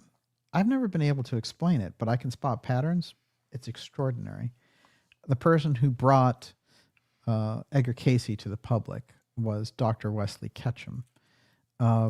Morris Jessup, who brought UFOs to a higher academic level and was involved in explaining, the magnetic aspects of the Philadelphia experiment, was bumped off by X-Protect. He's got it hardcore. He's Morris Ketchum Jessup. And here she is in the heart of supporting two major individuals, Nikola Tesla and John Worrell Keely. Keely will exhibit a UFO in 1880. And I have, I've put this on the record before. There was an English newspaper. It was funny. It was a magazine. And in 1880, they did a whole story on Keely and how he was demonstrating his flying disc. And they had illustrations and everything. And just through some weird chance of history, like this is extraordinary. The Keely story, they had a 100-year anniversary. The magazine was still around in the UK, and they were like, hey, here's highlights from 100 years ago. And that Keely story's in there with an illustration of him raising this disc. And I've shown that shot before, but I'll show it again tonight. But she was the big funder in Philadelphia. That's why Keely was located his laboratory there. Keely had the hardcore support of Rudolf Steiner of anthroposophy, who wrote very favorably about him and his psychic technology.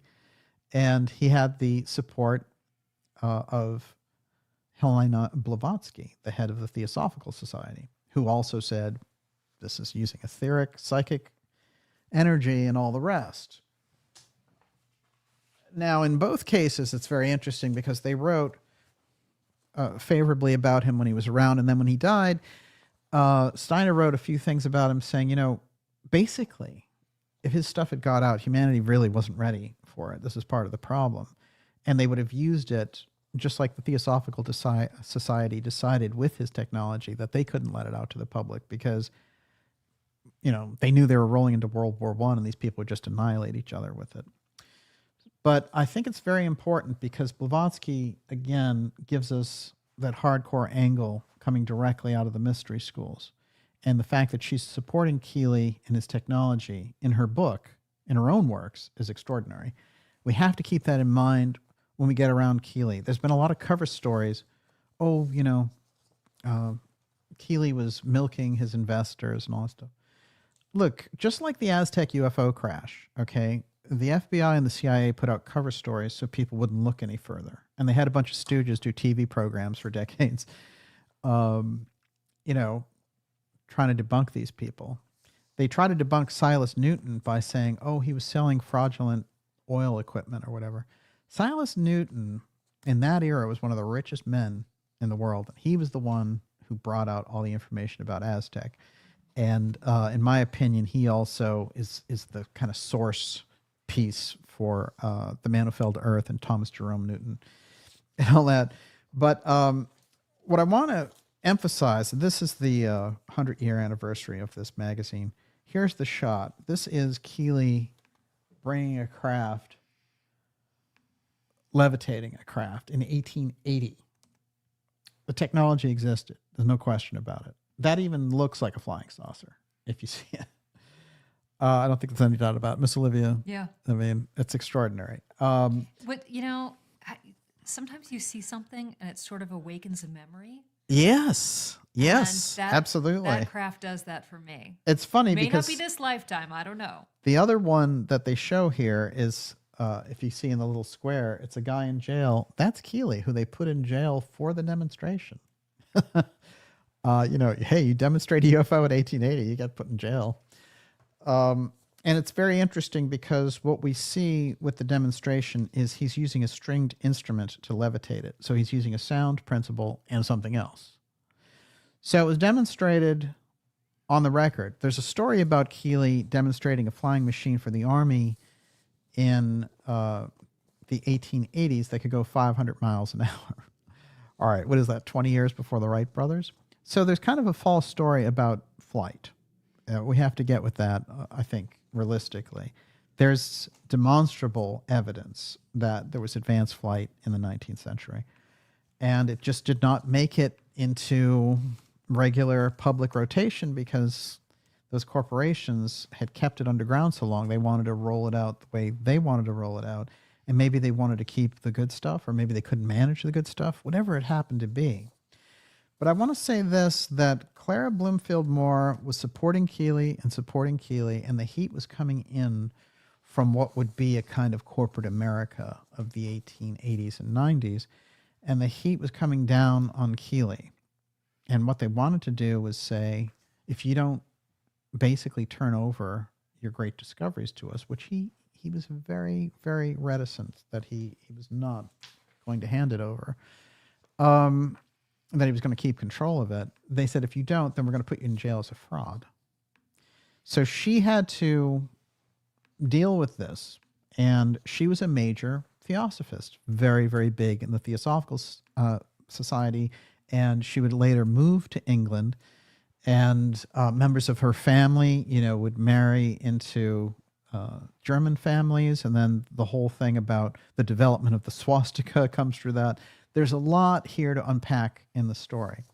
But the technology itself that Keeley has is rushed from Philadelphia to Boston and shipped out from Boston to the UK into the hands of the Theosophical Society, where the leader of the Theosophical Society at that time, Annie Besant, buries it deep, deep in the Theosophical annex. And saying basically, apparently if the wrong people get their hands on it, humanity will be enslaved.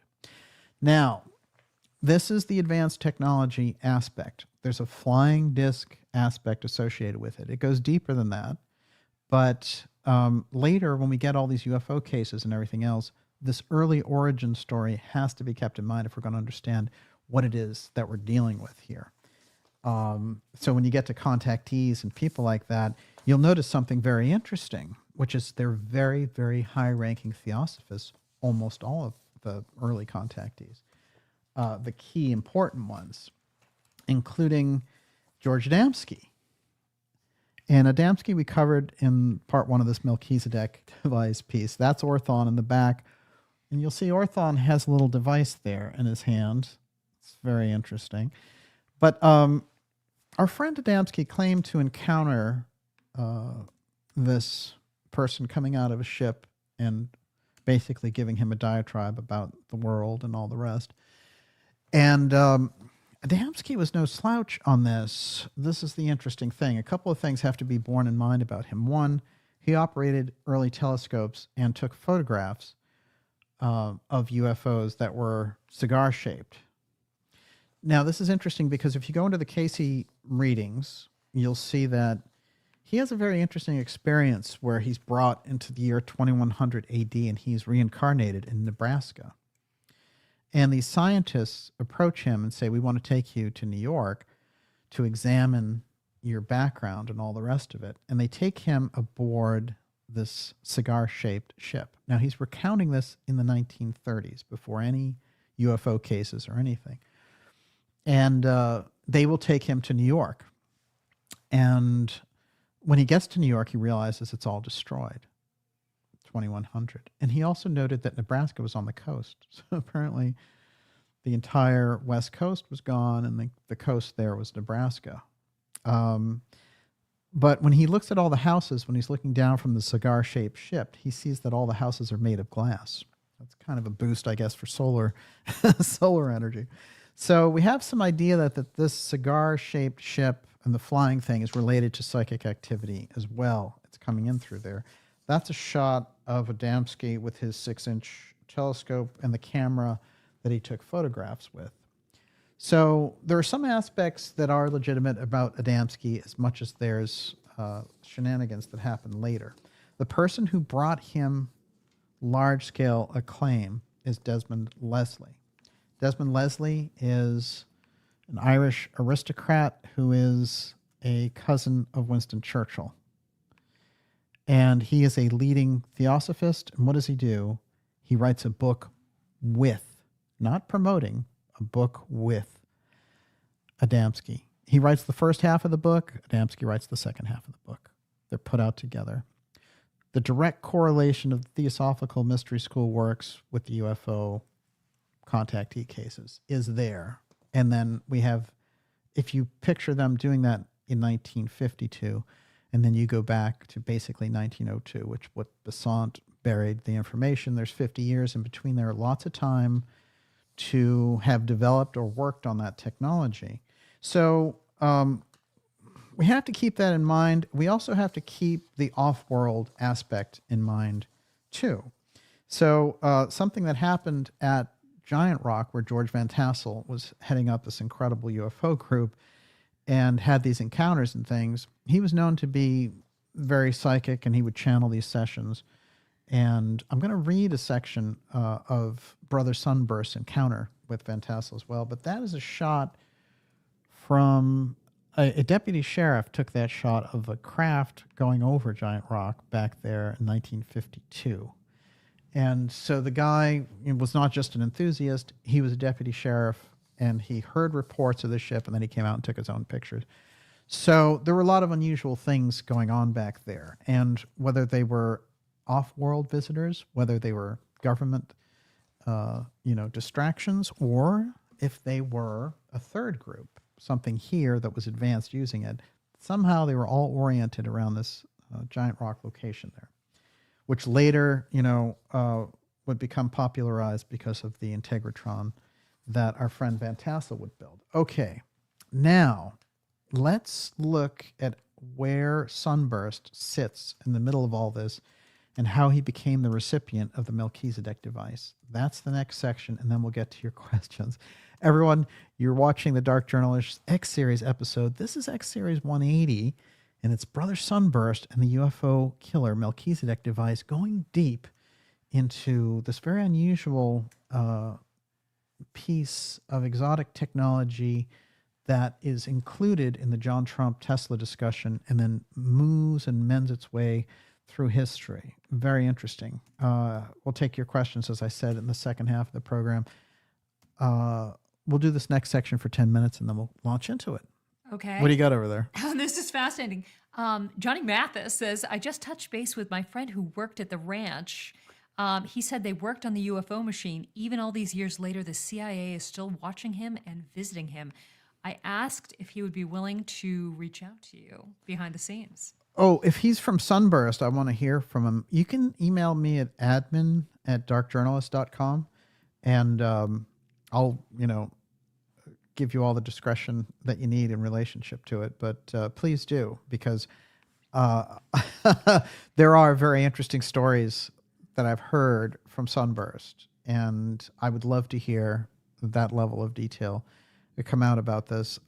There's no question that Sunburst occupies a very interesting position in all this, because when you think of them getting the ranch, 3,000-acre ranch adjacent to Ronald Reagan's farm and his ranch, and then you think about Reagan's association with the UFO file, SDI, Star Wars, then that makes interesting tracks. The question is John Travolta and Scientology. I know, where does that's that fit crazy. in?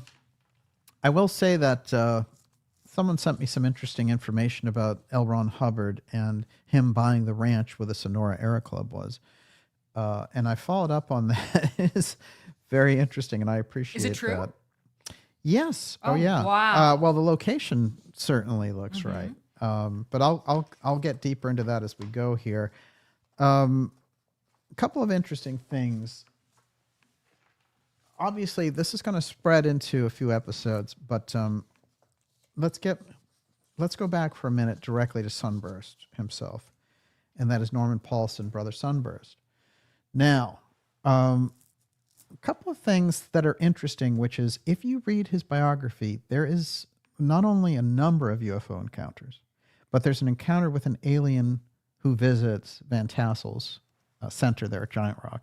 Now, his whole account there, I think, is noteworthy because it's sort of advanced on a level, the way that he describes it. And also the character in question, the way that he describes it being there for 6 months with the Van Tassell group could have easily been debunked. People would have, come out when he wrote this in 1980 and said, hey, I lived in, Van Tassel's ranch. There was never this guy named Waldo there. And I gave the name away there. But I think this Waldo section is important. By the way, an early advertisement for the healthy Sunburst organic juices that they did. And of course, Sunburst would become, as I said, a very early kind of version of Whole Foods. Okay, so Sunburst, he takes the name Melchizedek early in the 50s because he has a visitation from Melchizedek. Now, in the book, he spells Melchizedek with a C. Originally, it's spelled with a K. So that's odd right off the bat. The origin of the name, and Melchizedek is such an interesting figure. If you know anything about mystery school pieces, Casey has him as an early incarnation of Christ. And he's this king of righteousness, the priest of Salem, that shows up very early in the Bible, but then there's that section in Genesis that covers him. But some of the books outside the Bible, or that weren't included, have more information about him.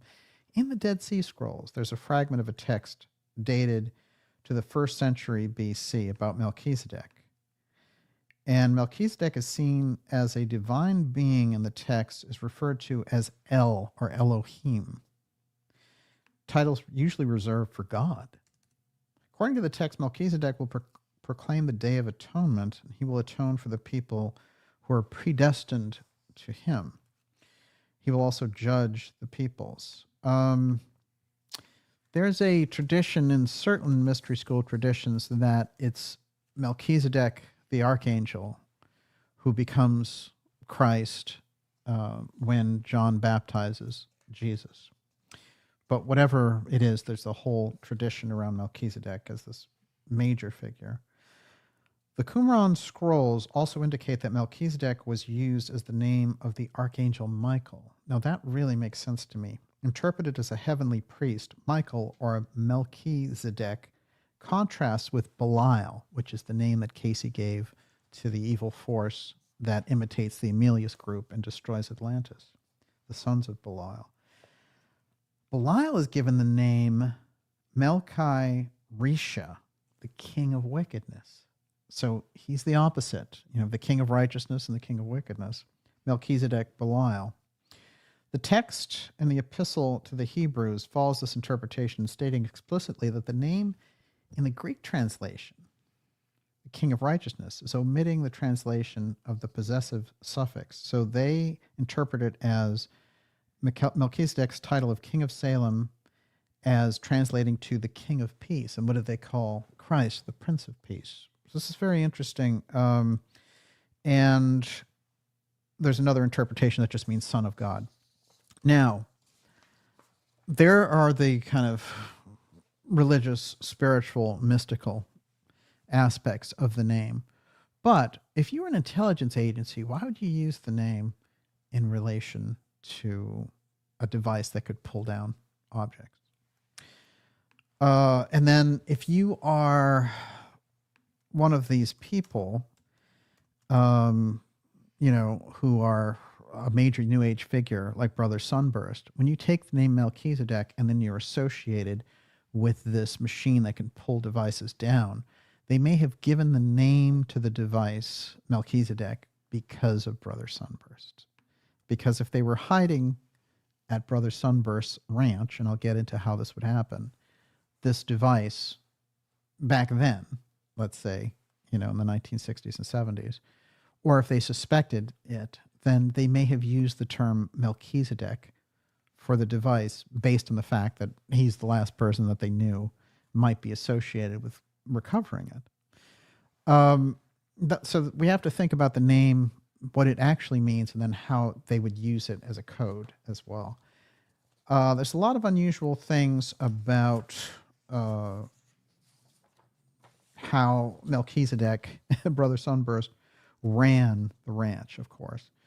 So Norman Paulsen, of course, was really a major guru. And I think at his height, the group had 500 members that were there, that lived there. And they were all lived in this kind of communal way.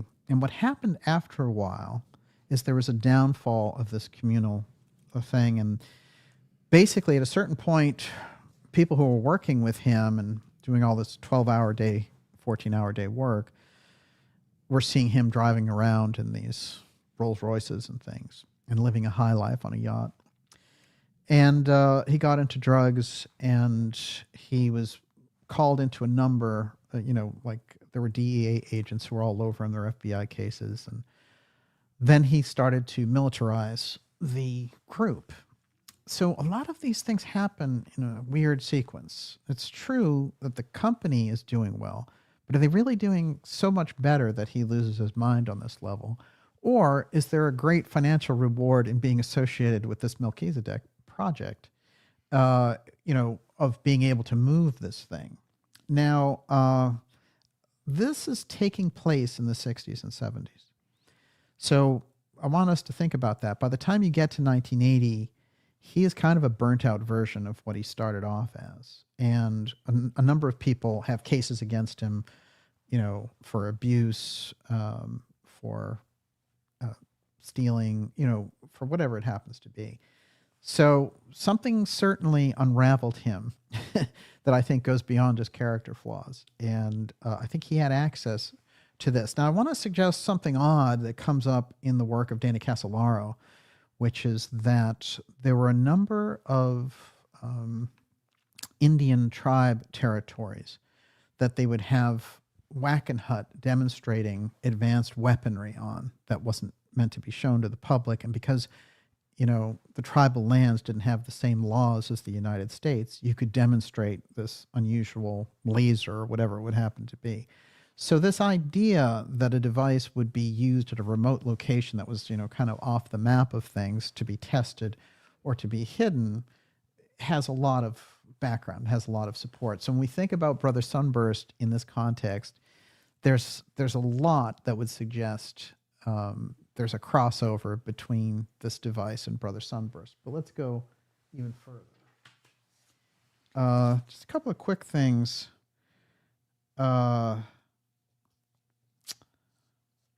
These are descriptions from an article about the downfall of Paulsen. And then I'm going to go into his description of this Waldo character, but I do want to show the amount of pressure that he was under and how it might be intelligence pressure.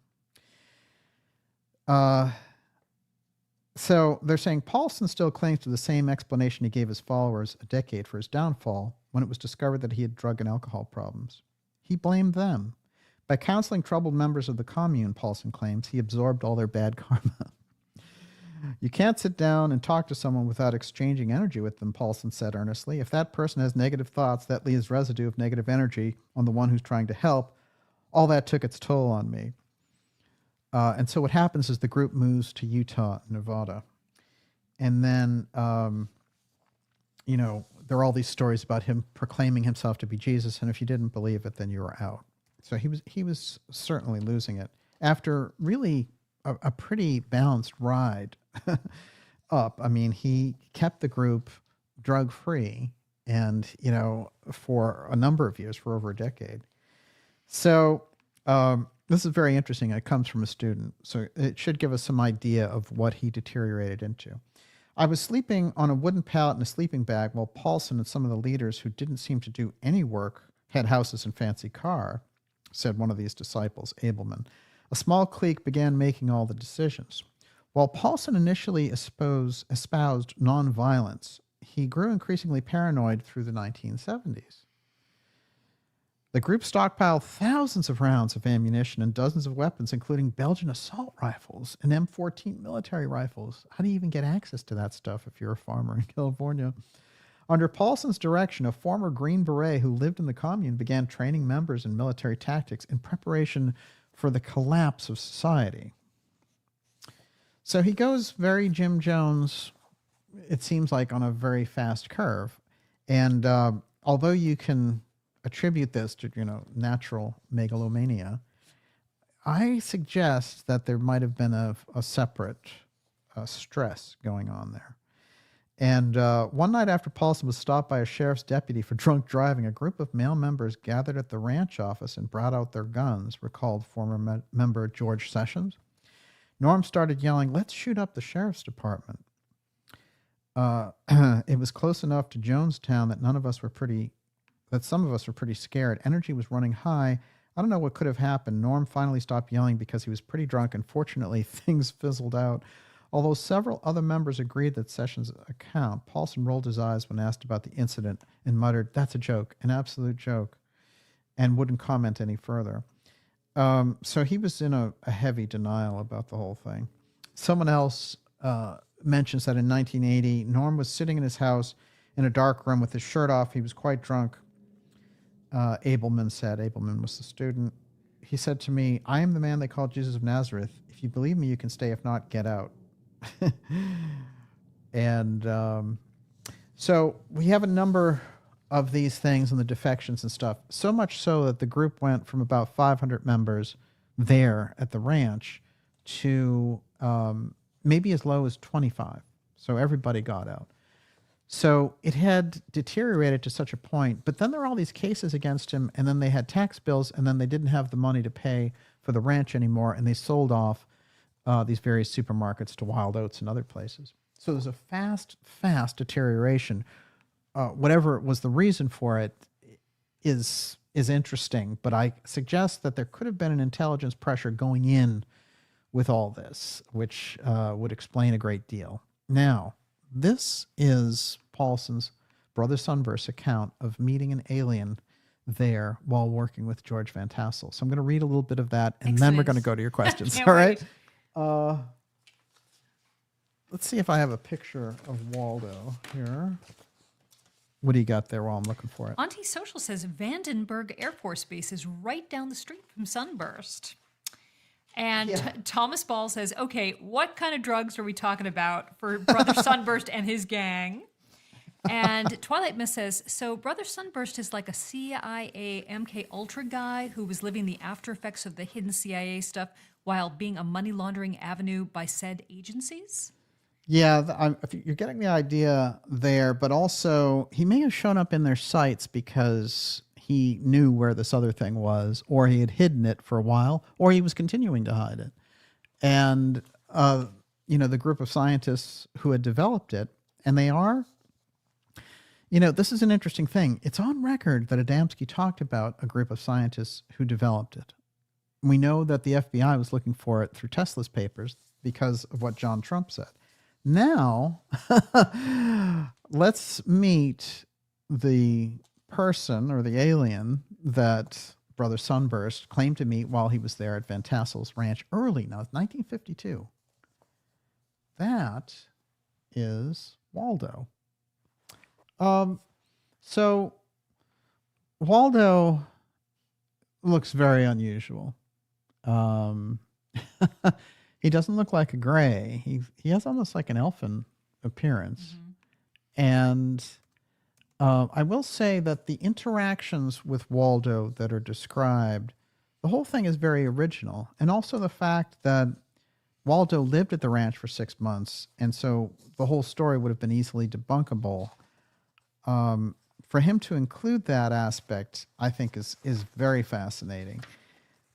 I want to mention this, which is I had, while I was putting together the piece around Waldo, what can only be described as kind of poltergeist-style events. Now, I don't talk about stuff like that too much. Occasionally, it happens when I'm putting together an X-Series episode. I can certainly think of a few right now. But with this one, over and over again, there was a ghost in the machine whenever I got around Waldo, and I could not figure it out. This, over and over again, came out when I was printing photos of Waldo. What do you mean printing again and again? Well, it was having problems printing the actual image. And it's only that image you had a problem printing? It was the image of Waldo. Yes, there's I know, only but one. No, there's only one. Happen with any other printouts? No. This is literally, and it's interesting too because I experienced other kind of computer oddities whenever I got around the Waldo stuff.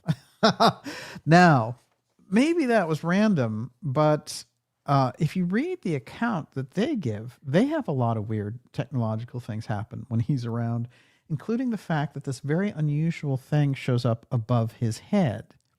And, I thought this was interesting.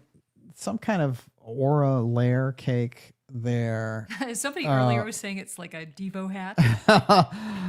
There's something interesting about it. I don't know. What's funny is when I was reading that aspect of what Sunburst was talking about, the detectors of lies were not going on. I was getting something else from it, which was that he was put in an unusual situation. I'm going to read now. I'm just going to read his account. This is in a book that he wrote in 1980. So he's he's at the height of his downfall here, and he basically is like, well, I'm going to write my life story. And there's tons in here about the Anunnaki, and there's tons in here about Atlantis and all the rest. But he doesn't attribute where he's getting those stories from, which I found interesting. Of course, he's got the whole Edgar Cayce Atlantis Mu Lemuria aspect in there. He's got Zachariah Sitchin style Anunnaki stuff, and Sitchin's book was in 1977, so there's an overlay of time there.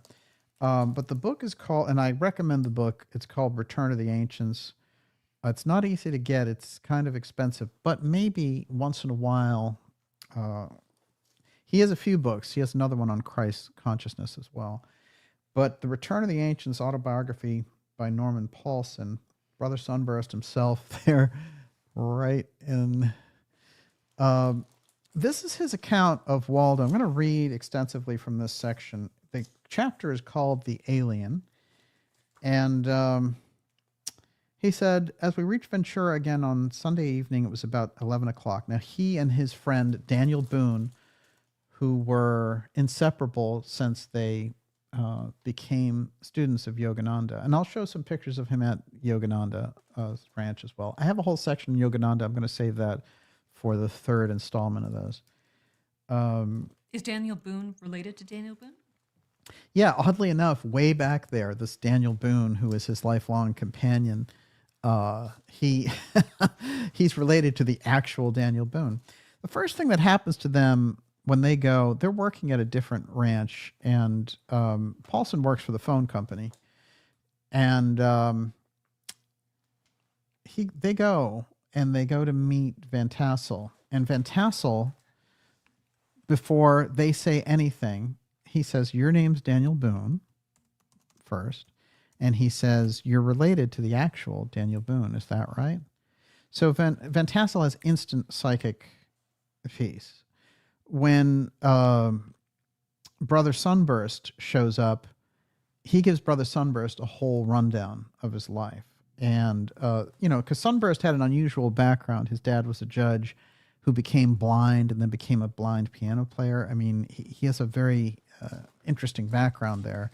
He had already had some tragedy in his life. And he will end up, of course, marrying the second daughter of Van Tassell, Glenda. So there's a huge karmic tie there between them. But Van Tassell will end up despising Brother Sunburst for basically not supporting his son and for leaving his daughter and, basically being very highly irresponsible. It's the same reason that Yogananda booted him out after 4 years, though, because he was there for 4 years. And he was a young guy when he was in there. He was 22 or something. But the basic readout of that is that Yogananda was saying, stop hitting on everybody. Mm-hmm. And you got to understand this is kind of a chaste environment, And so his, Brother Sunburst's explanation is kind of like, hey, Yogananda didn't understand that I was into free love or whatever. And that's what gets him out, which is Yogananda at the end is just like, hey. Now, it's very interesting because how close was he to Yogananda? Well, he was there and he was one of the students. That's on the record and verified. And that's kind of all that matters for the story. He gets visions of him after Yogananda dies, and Yogananda says, you are divine and all that. According to Brother Sunburst. According to Brother Sunburst. So, there's a lot of interesting things, I think, biographically. there is some psychic aspect working with Sunburst, but he seems to be somebody who had an incredible ego problem. Okay, let's get a little bit. Now, he has a weird foreboding feeling when he's going to see Van Tassell this time. He doesn't know why. And Daniel Boone is like that too. And just as he said, I think something is about to happen, this Waldo alien shows up in the middle of this desert highway. And he's just standing there. And so it freaks them both out. They drive off the side of the road. And he says, as I spoke, a small figure ran out from behind a highway sign right in the middle of the road in our headlights. The figure raised a hand and a sign to stop, then dashed off the road. I told Boone to stop quickly. I said, did you see that figure back there? Now, they don't think he's an alien yet, but they figure out pretty soon. And so let me see if I can cut to the chase here. So they're freaked out. The figure was male, approximately 5 feet tall, very slender. The age was difficult to determine because the facial features were so different from the ordinary human being. His head was bare, revealing closely cut hair. The crown of his head was pointed very visibly above a broad forehead. His eyes were small, darting, deep-set, and exceedingly wide apart.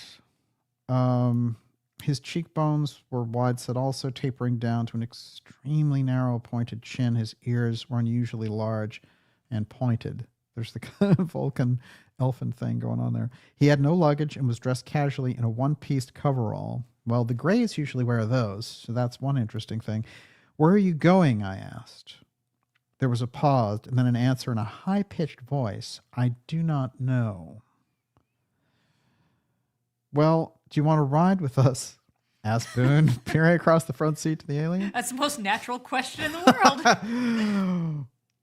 Get in. We're going to Santa Barbara, said Boone. The man got in the front seat, pulling a packet of papers out of his pocket. Then he handed them to Boone, indicating that we look them over. Boone looked over the first page and what resembled diagrams of electrical circuits. Norm, will you drive? I want to look at what he has here. I walked around the car and got on the driver's side to hear Boone ask, what's your name, brother?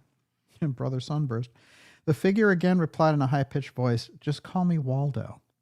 It's interesting. I thought about this, and a little thing about Twin Peaks popped into my head when I was reading it, because there's so many Project Blue Book and weird references in Twin Peaks. And then there's the bird, Waldo, who witnesses the big crime and everything else. And I was like, oh, Waldo. So high-pitched voice, Waldo, alien in the street by Van Tassell's ranch. Now, Boone looked at us in disbelief, holding a second page of the drawings into the dome light. Norm, Waldo has a spaceship drawn here with more electrical circuits diagrammed inside it. I now felt very nervous, and my hair was standing up as I started the car. Did you draw this, Waldo? Asked Boone, thumbing through the sheets of paper. Yes.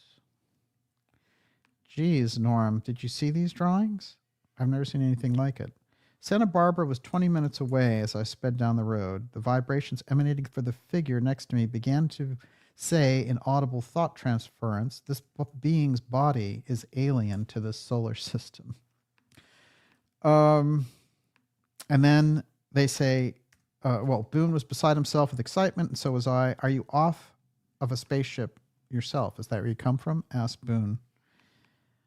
Yes, said Waldo. Well, there's a spaceship. Is this the spaceship? Where's the spaceship that you came on? It's been destroyed, said Waldo. Geez, Boone, is that right? Norm, did you hear that? Yes, I heard it. Did it crash?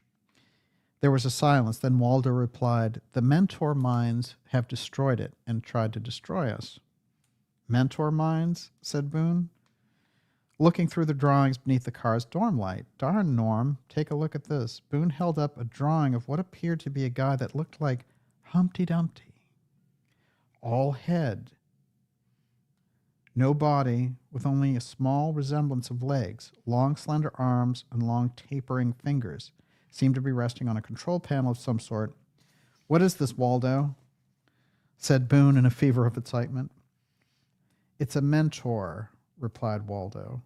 Boone and I looked at each other in disbelief. I said, are we dreaming this? So it goes on. They have this unusual time, and then they bring him to Van Tassell. But before that happens, Brother Sunburst asks Waldo if he was the only survivor of this crash. And he held up his right hand, which I now observed was webbed outward to the first joint. God, what next? Waldo held up 3 fingers, saying there were only 3 crewmen, including himself, and he was the only survivor. Then I remembered a friend of mine in the Marine Corps that had webbed toes on both feet, which he was more than a little sensitive about. Was Waldo some freak born here on Earth and now possessed by bad spirits, I wondered? No, came a silent answer from within. He's badly hurt, and his survival was miraculous. There's a scar that's enormous, but how Waldo managed to elude the police and authorities all this time, how long had he been wandering? There's a thing about his appearance where he is, they notice he has a scar beneath from ear to ear. And it's very interesting because I've pointed this out before when it comes to alien cases over and over again, that there is this thing. Even Kenneth Arnold notices that the intelligence officers who come to pick up the equipment or the debris from the crashed Maury Island UFO, that one of them, when he's getting very intense with him, he notices he has one of these scars. So there could be early, this could be early versions of masking, whatever it happens to be. There's something unusual about that. In a classic contactee case, the Aura Rains case, this guy kind of falls in love after getting abducted. And the woman who's running the abduction is this human, and she's in this outfit, and her name is Aura Rains. And then years later, he sees her in a cafe or somewhere, and after having this experience with her in a ship. And she goes through this entire thing where he comes up to her and says, it's me, you abducted me in this spaceship. And she says, I've never seen you before, and she and her friend hastily get out of there. And the guy who leaves with her is very tall. And then they basically disappear because he tries to follow them. Then he comes back and he talks to the waitress, and she says, they both were weird. As a matter of fact, the guy had, and he describes the same scar. So there's a weird pattern overlay of that scar in the early UFO abduction cases, which I think is extraordinary and very telling. So I'm going to read the reaction of Van Tassell, and then we'll get to your questions. Okay, I just want to make a point. Yeah. Because you told me this story. Yes. Is that they disappeared right in front of his eyes. They weren't like they. Well, they didn't. They didn't disintegrate there, but they were walking out just as he ran up behind them, and then when he opened the door, they were just gone. Okay. So yes, and yeah, that's a good point. Okay, here's Van Tassell's reaction. Remember, Van Tassell, when he met them, gives them an instant psychic reading. And Van Tassell, I want to say this, he worked for Lockheed Martin previously. He had worked for Howard Hughes as his personal prep pilot. And Howard Hughes, it's well known, would come in and visit the airstrip where Van Tassell was often, and they would dine together. So Howard Hughes was close with Van Tassell. There's no question about it. Keep that in mind. Okay. So they arrive at Giant Rock, and they're going to bring him in to meet Van Tassell after all this happens. And also notice the reference to blueprints here also. Because if you had to take the story as something he's trying to communicate but can't tell you, for example, that this device was handed off to him, the fact that he mentions blueprints, I think, is significant. If you want to really boil it down to this Melchizedek device, this is some explanation of how he got it, perhaps, leaving some essential details out.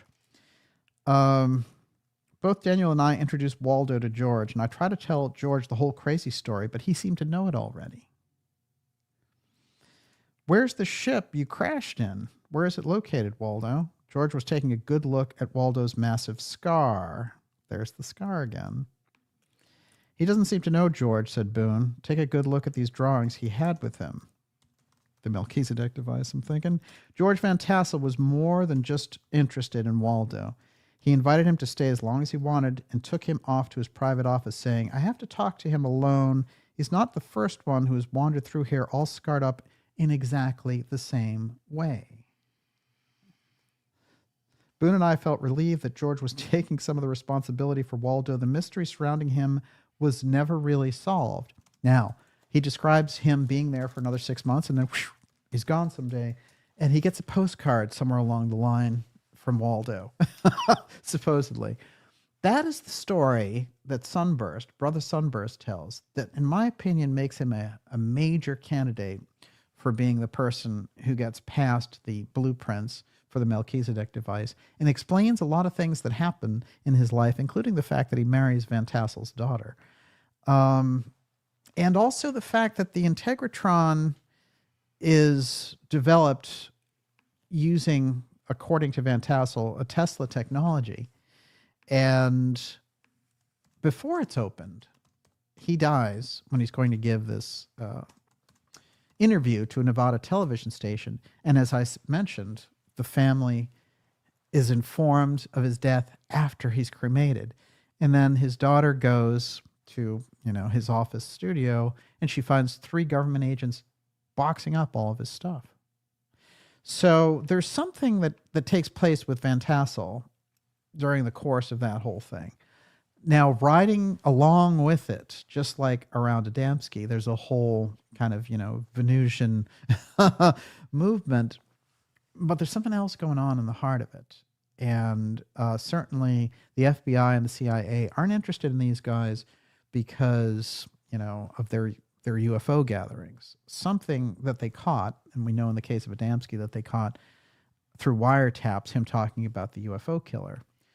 That device seems to be the focal point of all this. There's more, but we're going to go to your questions now while we still have time. And Miss Olivia, you're up. Okay, Nena says, what year was that when Waldo was picked up? 1952. Okay. Rose Thistle Artworks wants to know if the movie Paul was some sort of disclosure, and is it referencing Waldo? There's a few movies. I think Paul is designed like that. There are episodes also of the X-Files that are like that. Yeah. What's interesting to me actually is there's a lot of UFO information in Sunburst's book. And from the point of view of someone who would believe in the UFO file to start with, because he was with Van Tassell, because he was with Yogananda, and because he's there in that kind of California ranch, kind of Mount Shasta vibe, then I would think that there would be a lot more UFO interest around this guy. For me, there's a lot of original UFO information in there. Now, at the same time, the story, the overlay on top of Brother Sunburst is pretty clear. He obviously abused his position as a guru, became a drug casualty, and became the epitome of one of these cult leader gurus who goes off the rails, including the fact that he's arming, this kind of peaceful hippie camp. But there are other things there. For example, the very successful supermarket chain, it just doesn't add up to me that these are the only factors that are involved with Sunburst. It seems to me that he's associated in the lineage of this Melchizedek device. And I think that's where we're going with Brother Sunburst, because he's right in the heart of it. And basically with the story of Waldo, he's describing getting blueprints for a UFO right there. So even if he's, sort of creating a composite story there, some of it, like I said, is odd. He could have just said, I met Waldo behind a mountain and, he gave me all this information or something. But since he ties it to Van Tassell, then all those people could have come back, like I said, after the book came out and said, you're full of it. There was never a Waldo who lived with Van Tassell. There were a lot of hangers-on that were there at the Van Tassell place. I think there's 200 people there.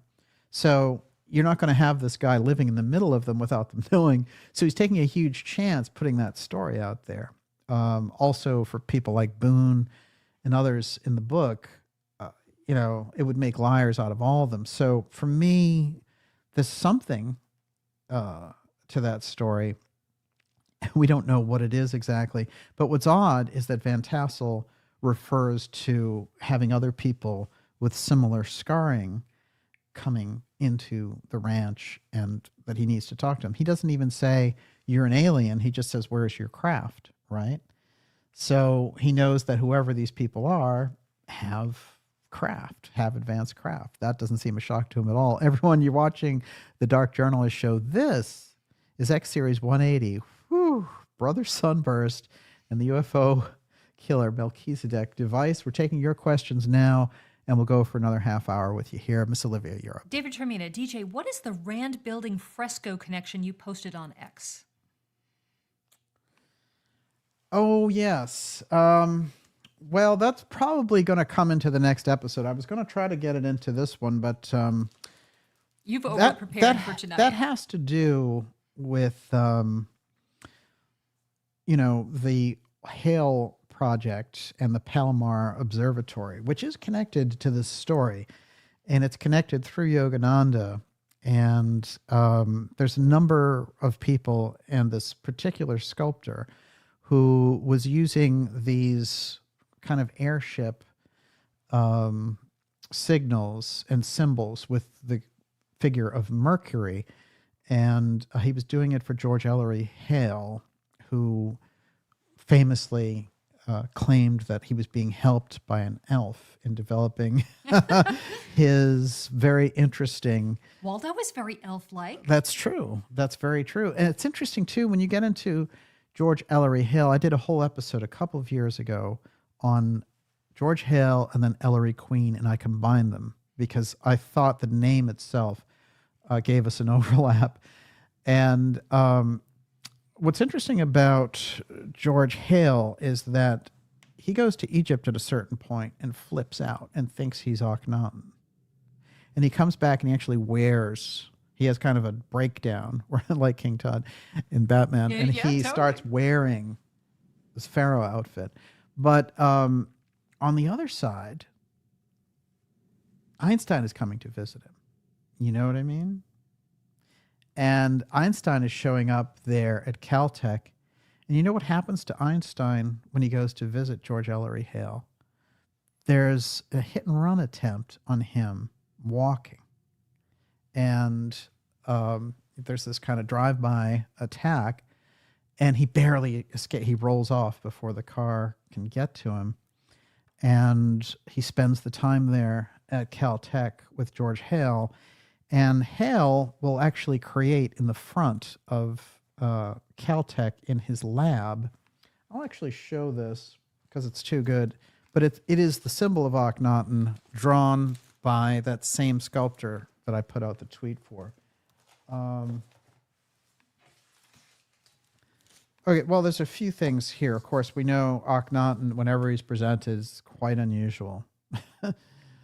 And there are other things with the cone head thing of him and Nefertiti, and then we get Tutankhamun. They're all very unusual. They seem to represent another side of humanity. That is the front of Hale's solar laboratory, and it has the disk of Aten at the top there. You can see in the gold. And there's other unusual things inside there. This, if you get into it a little bit, you're going into deep territory with Hale. And then I became very curious about his sculpture. I'll find it here. But I've tracked down that sculptor and found out that it was the same one who had built the Atlas in the Rockefeller Center for the Rockefellers, that extraordinary piece. So this is a very interesting character that they got to do all this Akhenaten thing for Hale's solar laboratory. And then Einstein's involvement, you're getting into very deep territory with those characters. That's another piece of it. Odin and Quetzalcoatl. What do they have in common? Well, I guess Hale could have told us. You're getting into interesting territory. And I will say again that Hale dovetails into this story, but we'll get to that in the third episode on this. Of course, that's the classic Akhenaten receiving wisdom from Aten, the sun disk, and bringing in the first one God piece and becoming an enemy, an arch enemy, by introducing the Akhenaten mystery school of Aten. And that priesthood of Amen, forget it. That's the end of them. They don't want anything to do with this guy.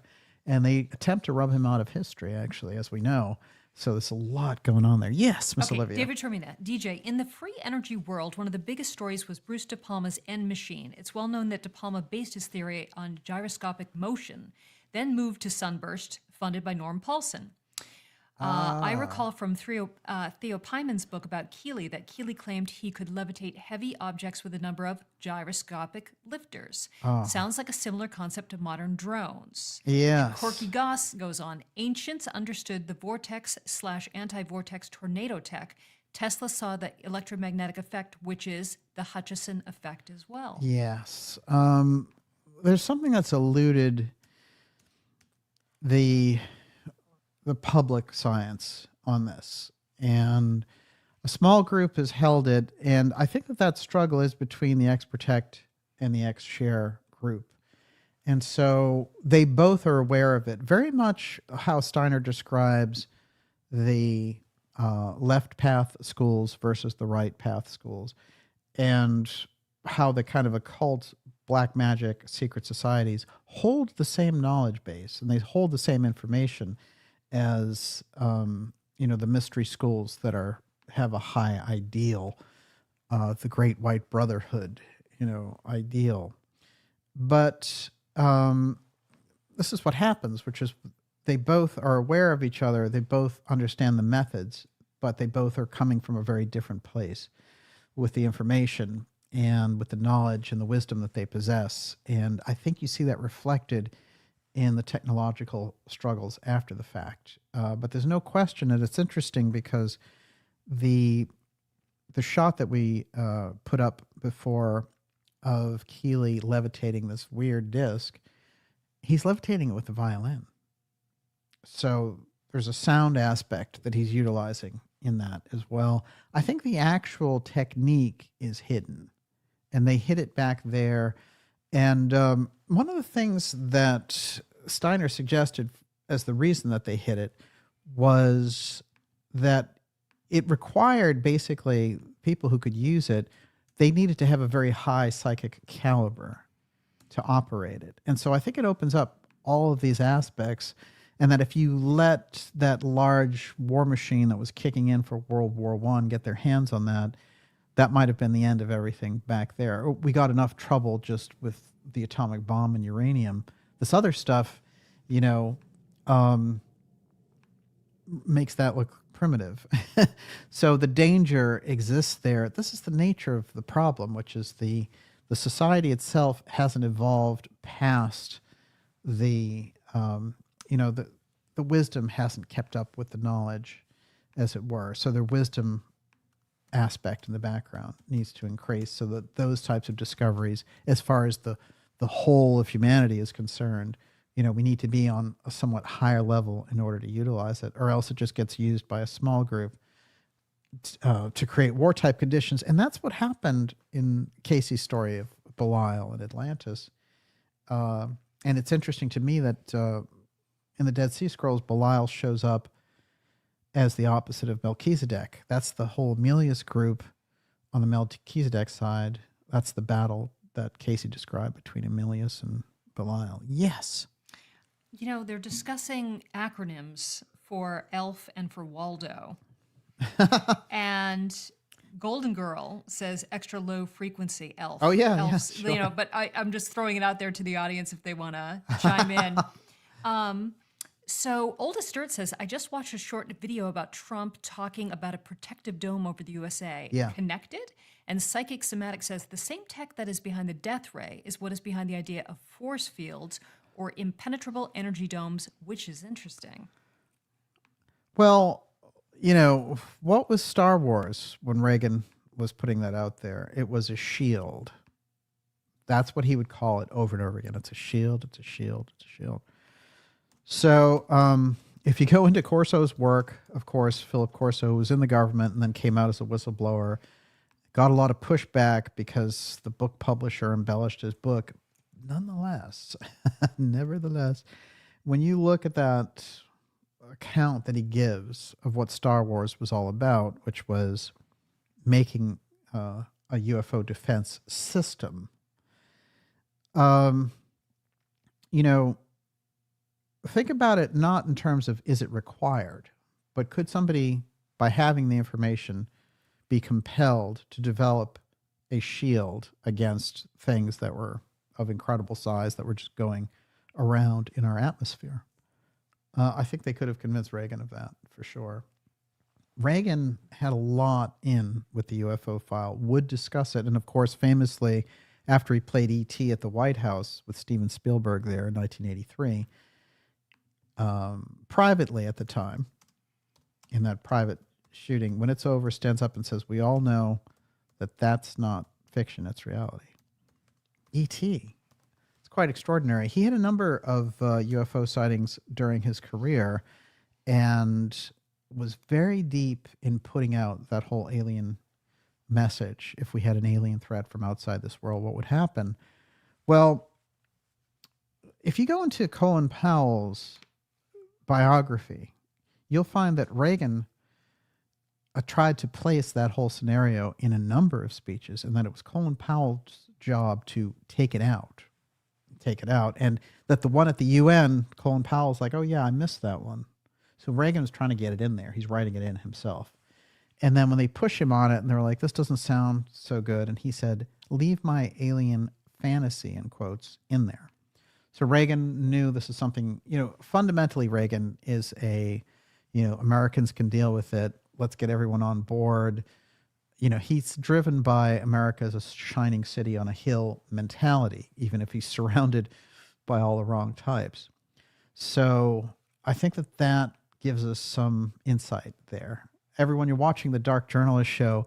This is X Series 180, Brother Sunburst, and the UFO Killer Melchizedek device. We're taking your questions here. I want to remind you, especially if you're new here, to go to darkjournalist.com and sign up for our newsletter. That's a free newsletter, but it keeps us in touch around this incredible censorship that we've experienced. Of course, our video dealing with the rods of God was taken down before it even reached the public. I'm going to do a special rods of God episode this month in lieu of all that took place.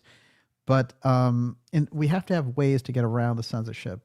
And the best way to do it is the newsletter. I've found it's a direct pipeline, and we can get our message directly out that way through really heavy censorship. I mean, when people, I've hired experts to do, you know, Google examination. They can't believe the level of censorship on the work that we put out.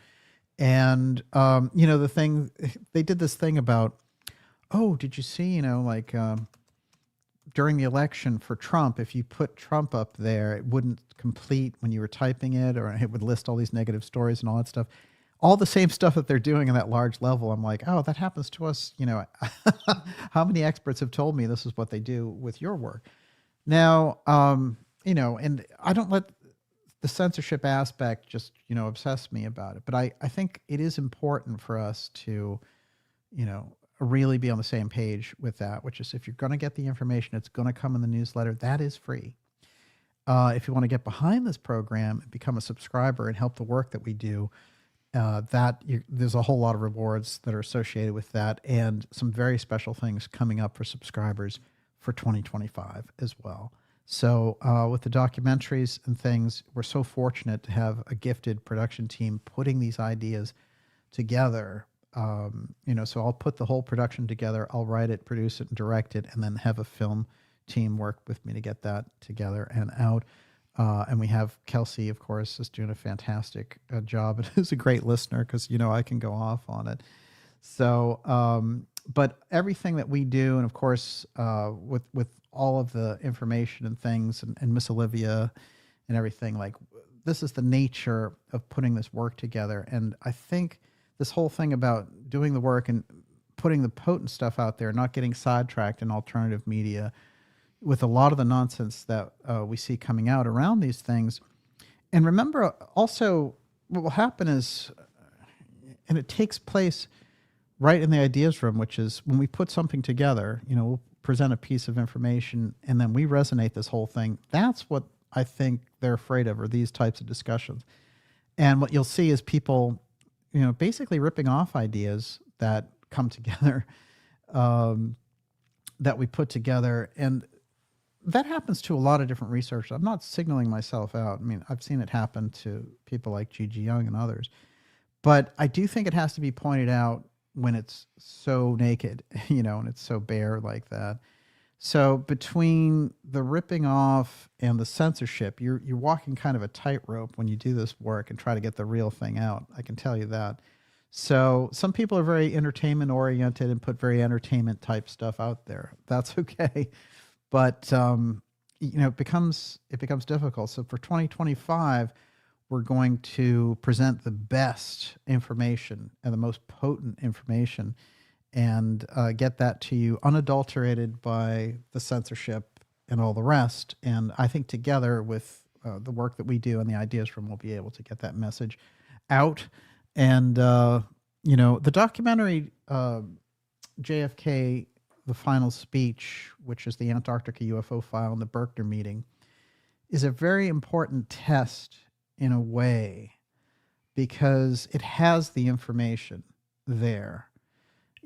So I see a lot of diversionary stuff around the JFK part. I see a lot of diversionary stuff around the Tesla Trump information we brought forward. And what it is, it's an attempt to split your attention so that if you're always looking for certain aspects or certain groups involved, you'll never get to the truth. Whereas the larger picture is there and undeniable.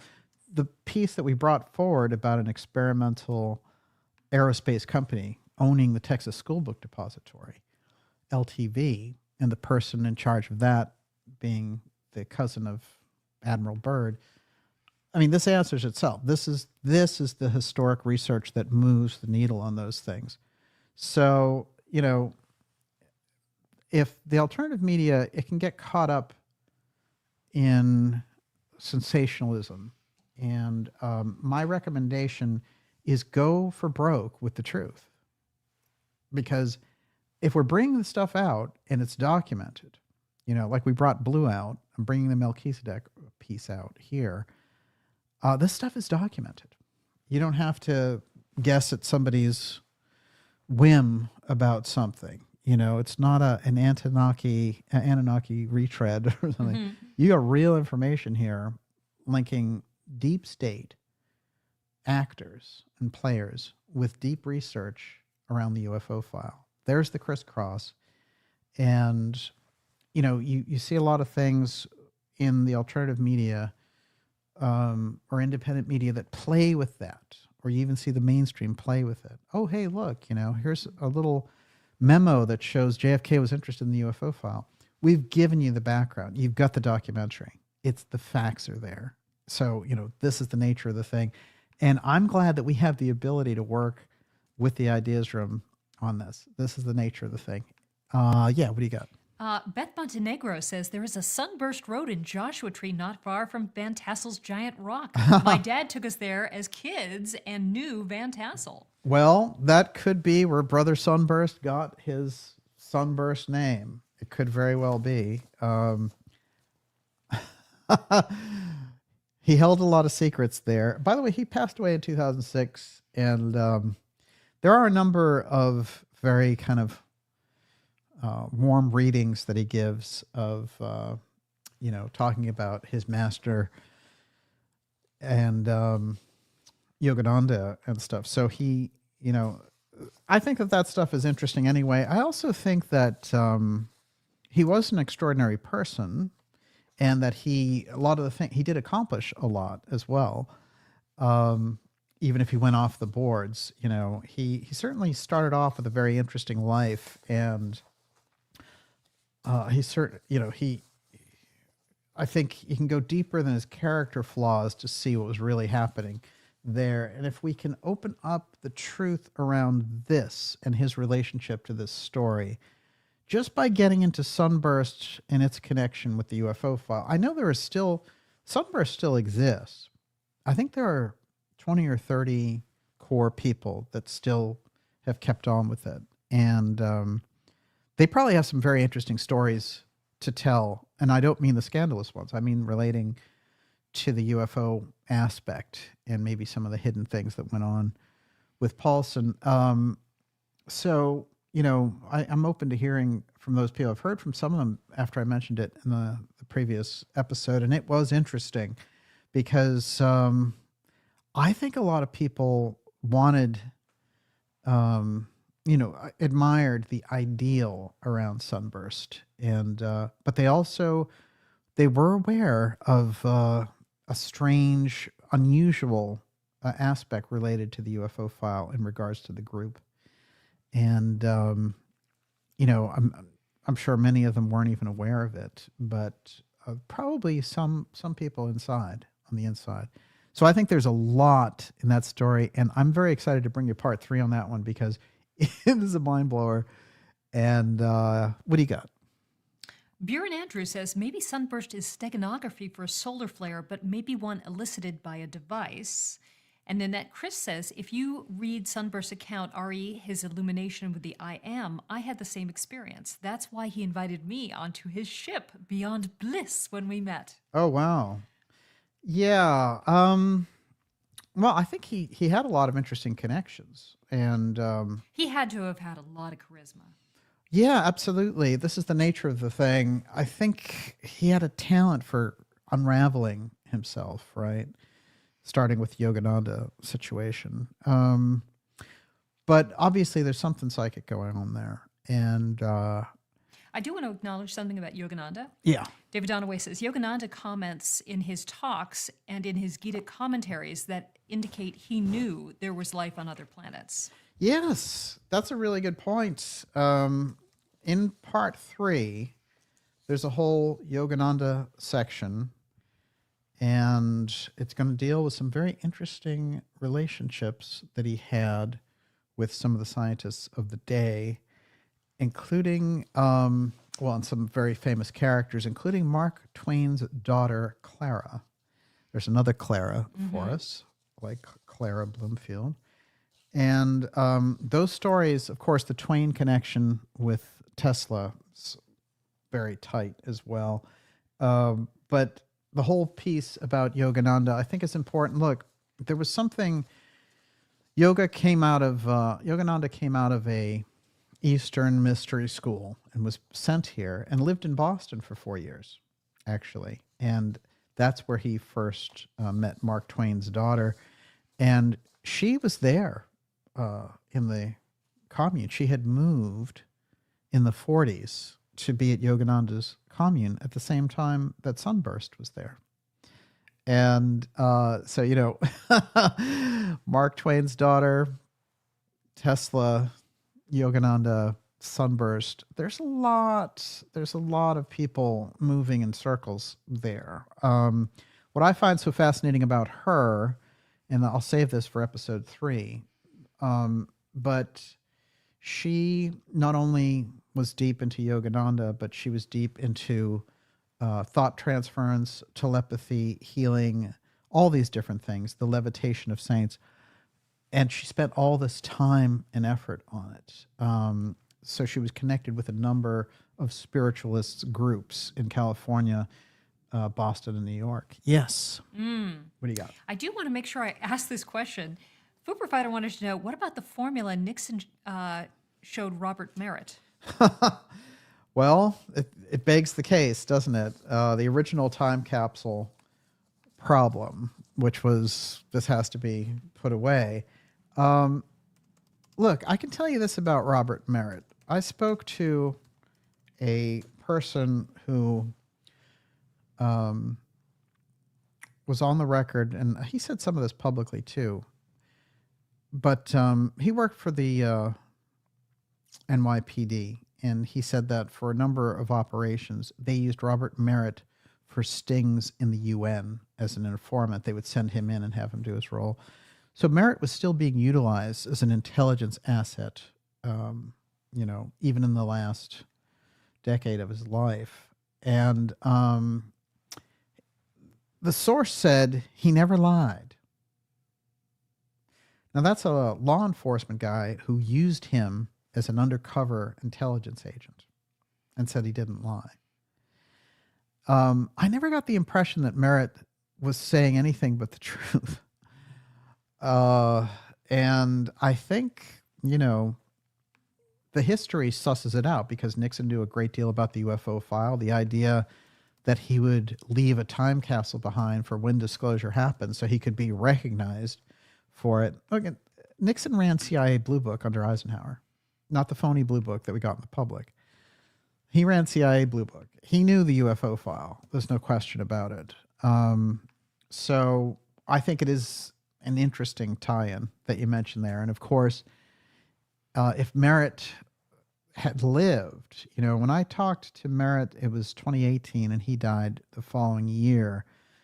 So we got a certain amount out of him, I think, that he put on the record there. But I think there would have been more to come forward had he lived. This is an interesting shot of our friend Brother Sunburst early on working with the Yogananda postures. Wow. And he was a very large guy, so he was 6'5", and he was very physically able, and he said he learned all of the postures, some 90-odd postures that Yogananda taught him, and that when Yogananda was ill and things like that, that he would carry Yogananda around. That's another shot with him, with Yogananda, and so I'll point him out here. That's Brother Sunburst right there. So he was deep in the group for a good amount of time, and he learned just enough to be dangerous, I suppose, if you think about it. Here's a couple of interesting things about Yogananda as a preview for the next episode. Yogananda was among the first Indian teachers to settle in the U.S., the first prominent Indian to be hosted by the White House. Calvin Coolidge, President Coolidge, hosted Yogananda. In 1927, his early acclaim led to him being dubbed the 20th century's first superstar guru. And of course, he used it in a much more noble way than the ones who came after him. That's he's the very interesting naturally thing. humble. He was. When he published Autobiography of a Yogi in 1946, it was a bestseller. But later, when Steve Jobs, the CEO of Apple, knew that he had a terminal illness, he invited, and all the people he invited to his funeral, he bought 500 copies of the book for every attendee to his funeral to give to them. And I do think the book is extraordinary, but those facts I think are fascinating. And of course, when he came over from India, he came directly to Boston in 1920. There's Boston again, right in the middle of it. Yogananda's Autobiography of a Yogi was one of Elvis Presley's favorite books. Put that together. Miss Olivia, 2 more questions and My we're done favorite for book. tonight. Yes. I lost track of how many times I've read it. Oh, yeah, you've been quoting that for years. Amazing. Okay, so, all right, let me give you a bundle. Guillermo Sanchez. So who made this device? Golden Girl. Avi Loeb keeps talking about destroying the planet on a global scale with advanced weaponry developed by the Martian Germans. And Blazon River says, could the Melchizedek device and the Ark of the Covenant be the same technology? Well, you're probably a good mind reader because Ark of the Covenant's in the next episode. And but it's odd because it's in my Rods of God episode, which is not related to this. So nicely done. Well, I'll tell you, it's very interesting. And when you say who made the device, obviously Tesla made the Melchizedek device because they were looking for it in his papers through John Trump. So him or his associates were working on it, and that's the information that they were looking for, was something, that device that could take things down, flying objects. Remember, the FBI put the unidentified in front of that, so you got UFO. But this is before the UFO wave, so they just called it flying objects. Well, there they are. They're UFOs. So basically what they were saying was, find out in his papers where you could take UFOs down at a distance. So once you get to that, you're all set. So there, it's very clear who they were targeting with that. In terms of who's operating in those craft, totally different story. Doesn't have to be aliens. Could be off-world visitors, could be a group here. Whoever it was, the government wanted the ability to pull their ships down, or they wanted to make sure no one else had that ability. And so if Tesla was working on that or had developed it, they wanted their hands on it. That's 43. So you can see by the time they're harassing George Adamski about it in 52, then obviously, and he says in that wiretap, they have him saying, oh, you know what? I've now witnessed that UFO killer, and boy, it does the job. It actually, I witnessed it taking down a craft. And then when the FBI got him, they interrogated him hard and said, oh, and he was like, don't worry, I'll tell you who the guy was. But he led them, I think, on a goose chase because that part of the story doesn't come up again. That is Brother Sunburst there. And sure there was a spaceship over the mountain for him somewhere. So he brought up some interesting things. He brought some things forward that were useful. And he did unravel later in life. But he seems to have been at the middle of this interface between the advanced technology and the UFO part, at least for a portion of his life. And he's also involved in the mystery school aspect by his association with Yogananda. So therefore, I think Brother Sunburst and his associated community and that whole story deserves this kind of treatment, this deep investigative treatment, as opposed to what's generally on the record about them, which is all the scandals based on the guru abuse thing. And you know what? I think Waldo agrees. Waldo comes to life. All right, final question, Miss O. I don't know. Go for it. The last one is Karen Carpenter. Does Elon have a role with this tech? Well, Elon, I explained this to Alex. Elon knows all about the UFO file in this sense, which is in order to do SpaceX and all the rest of it, the government said, if you see this, if you see that, if you have that image, you just give that back to us. You don't talk about it publicly, and you definitely don't say that you believe in aliens or UFOs. And so he's stuck to that. However, what I know from people who've interacted with him is he knows about UFOs. But when you get somebody up around, 200 billion and all that, then when they say things, it's a number of people who are talking. It's not like a conversation that you and I can have. When somebody is on that level, they have to play ball. And in that case, they're playing ball with DARPA and the whole space intelligence group. And those people, SpaceX is a private concern in space that deeper elements in the government are sponsoring. There's no question about it. So, yeah, Musk knows about the UFO file, but is under strict orders not to talk about it. That's a fact. And with that, Miss Olivia? We didn't really cover the Melchizedek issue too much on the Oh, yes. We gave the name. Hold on. Yes. On the spiritual level. I just want to throw these three Oh, things yes. in if Yeah. people want to comment after the show. Yes. So Mary Maria Pavic says Melchizedek is the fallen aliens' genetic manipulation of their own kind mixed with human DNA to make a priest line that would control humans. Nanette Chris says Melchizedek was the founder of the Nazarene Essenes, Jesus' tribe, a la Casey, who created the Merkaba, Christcraft for interdimensional travel and protection of groups versus satanic forces tech. And Rebecca Romale says, don't forget that Melchizedek priesthood of the Mormons, Mitt Romney was or is a Melchizedek priest. Oh, that is fascinating. And there is an interesting piece there, I think, with the Mormons. I'll tell you this, that, Casey said it took Jesus 30 lives to be perfected to have the Christ enter him and do the ministry as Jesus Christ. But one of those lives is as Melchizedek. And Melchizedek, he's interesting. He's mentioned there for a role. We get a general idea of him in Genesis. But if you look into the Casey readings, if you look into Steiner's work, you're going to get a fuller version of what Melchizedek and the whole Elohim aspect is all about.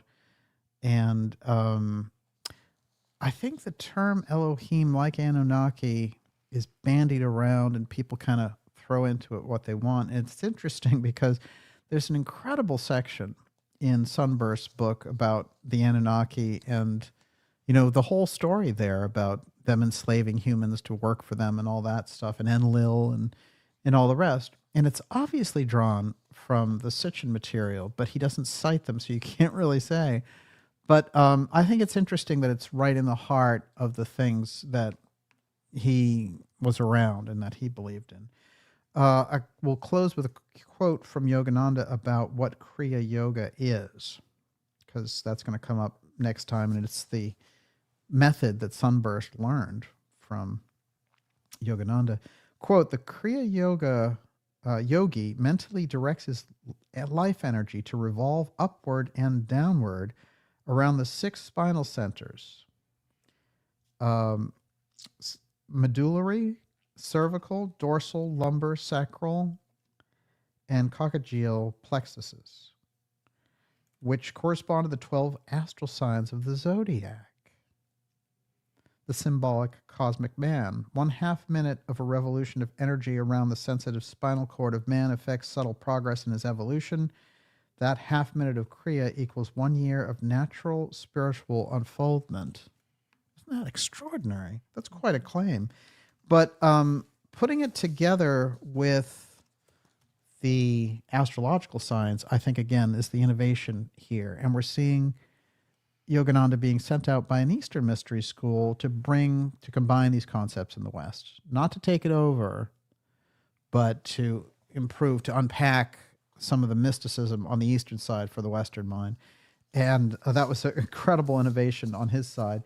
And with that, Miss Olivia, that is the end of our episode 180. Wow, that was incredible. We're coming up more. There's another Melchizedek device episode coming up later this month. So watch out. Now with your super chatters, you're up. Okay, I'd like to thank Occult Fan, the Bikini Truther, Pretty Good, Elarmanine Bay, Thomas Ball, Eurythmias Fun, Mark Lingerfeld, Robert Scott, Terry Doherty, Roosevelt Media News, Jason T. May, Sarah Jane, Jessica Rodriguez, Simon Jesta, Erica Swanson Elliott. Thank you so much for your generous super chats. Wow. We really appreciate it. And to all our subscribers, we couldn't do it without you, of course. You're the backbone of our operation, and we appreciate your support and can bring you these remarkable stories because of it. So thank you very much for keeping us in mind. And some of those names on there are sort of repeat names that I've recognized in the past for contributing to our show, so we really appreciate it. We will see you all next week. I'm going to do a couple of shout outs before we go, however. And what do we got out here tonight in the ideas room? Let's take a look. Fern Folks, Nina says. Jessica Rodriguez, let's see. Vulcans are very spiritual beings and have advanced technology, but held humanity back from giving us certain tech. Very interesting. There's a lot about Vulcans in Steiner's material, if you dig through it properly. And I think that that's quite fascinating. Why did von Braun want to get off this planet so bad? Because he read 2 planets when he was growing up. That book is quite interesting, I have to say. I think, it kicked off a kind of a consciousness. But he did belong to an interplanetary mystery group, secret society, along with Dornberger and others in the 20s, and they helped Fritz Lang do first Woman on the Moon and things of that nature. Great work, DJ Miss Olivia, much appreciated. Mike, that's Michael Horton. It's great to see you out there. Thomas Ball, you're the best around, Joe Esposito. I like that. Let's see. Kevin Bowman, it's good to see you, sir. Grateful. That's Scientific mystic. I like it. T. Oliver, Roger Z. Let's see. Let's get some questions here. Let's see.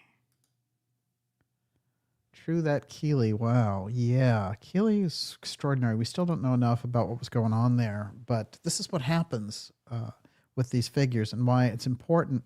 Something I'm working on right now is an art project where, Steiner had indicated it was 100 years when anthroposophy was going to make another round. And I believe that it's embedded in artwork from the period. And so some of that is going to be coming out for 2025. Just you watch. I've got something kind of special for you there. I was the only person I know who said interestingly enough until I met Daniel. There you go. I say it all the time. Elon Musk is fulfilling the Mormon man's dream without magic underwear or Alan Dershowitz, says Don Neway. There you go. Let's see here. Jessica Rodriguez, I need to get that book, Two Planets, and the book with Waldo. I'm going to tell you about Two Planets. There's a controversy because there's a number of versions, and even the good version that's expanded and stuff that we get in the US is still not the German version that was put together as one whole piece. So we're still getting fragments there. That I found interesting, but I still would recommend even the version that's kind of cut in half. I'll be on the replay crew, says Short Order Cook. Too good to miss. Thanks, DJ and Miss Olivia. Wow, it's great to have you out there. Of course, a cult fan. It's good to see us there. Thomas Ball, this made my night. Thank you. It's great to have you out there. Antisocial, Trump going to Paris for the reopening of Notre Dame. Just as they give a vote of no confidence to the government there, I think that is quite fascinating. And I think Trump has been making a lot of the right moves since the election. And, the inauguration, I think, is going to be a big deal. We'll be on a completely different track, and we'll see how that goes. Before I comment on the full team, I want to see what the team is. But I like, of course, Kennedy. The fact that Bobby Kennedy's in there is going to be extraordinary. HHS and Tulsi Gabbard, I think, is great. The choice for CIA Director Radcliffe, excellent. So a lot of really excellent choices. And so as soon as they get the full team, here we go. Liberty Thunder, your hair is always the best as usual. Look, if I could, you have a standard to maintain. There you go. Scarlett the Fire says Olivia's the best. Bravo. Nicely done, Miss Olivia. Kevin Bauman, love you much since way back, Daniel. Thank you, Kevin. Thank you for being here with us. We really appreciate it. And to all of you, a great crowd tonight, going very, very deep. I saw Najat out there, Kel, Donue, Terry Doherty, really excellent, exciting time. She said, I would agree with that indeed. And we will see you all next week with a very special episode. And it's the Rods of God piece. I'm going to use some ancient weaponry to correlate with that as well. And this is going to be exciting because it was originally banned by YouTube. Let's see if they let it stay up this time. And we also are looking forward to some of the exciting guests that we have coming up. And also for 2025, this is a great time to get on board with us because we're going to be doing some fantastic things. And we have documentary works, docuseries in the works, events coming up, extraordinary X-Series episodes, interviews that'll blow your mind. This is really the time to be a part of what we're doing here. And so many of you there in the Ideas Room are exactly that. And we'll see you all next week. And let's see, I'll do a couple more. G Chin, it's great to see you. Sorry, I know Kate's out there. It's great to see you. Can I throw something in there? Yes. Okay, so longtime fan, Jimmy Lyle Kennemer, yes, has a heart condition. Oh, wow. And if we could pray for Jimmy Lyle, he would really appreciate it. Yes, Jimmy Lyle, I hope you're doing better, sir. He is currently at the Presbyterian Heart Center in Dallas. So wow. God bless you. Well, it sounds like the very best. And, well, he's watching tonight with his nurse. That's fantastic. Who says you're a very handsome man, by the way. Well, it's good to hear. And Jimmy, we're just hoping for the best for you. And I'm glad you're there with such an astute nurse. I like this. Look, hair apparent is good. I like that. All the hair comments means you got something going on. Presume 2325. Oh, I missed that one. Good energy, great crowd.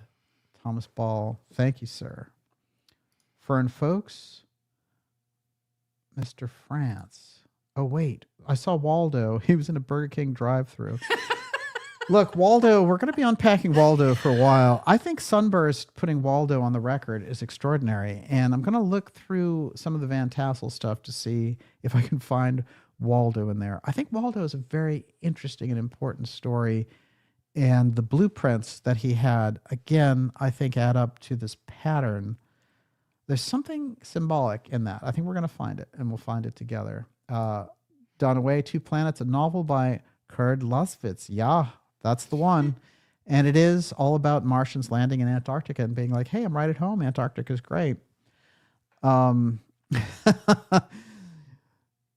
Unbelievable. Yeah. Nicole says, prayers for Jimmy. Fantastic. Wow. Well, it's so great to have so many of you out there tonight. And what a great, extraordinary ideas for Brother Sunburst and the UFO Killer. Melchizedek device. We'll be back with you next week. And of course, it says end broadcast, but you know what? It never really ends, right? Never really ends. It really ends. And never let it be forgot. Once there was a Camelot, and look at all this Kennedy action we have going on. Just wait till they let those records out, then we can really get moving. But we'll see you all next week, and have a fantastic weekend, everyone. God bless everybody. All right.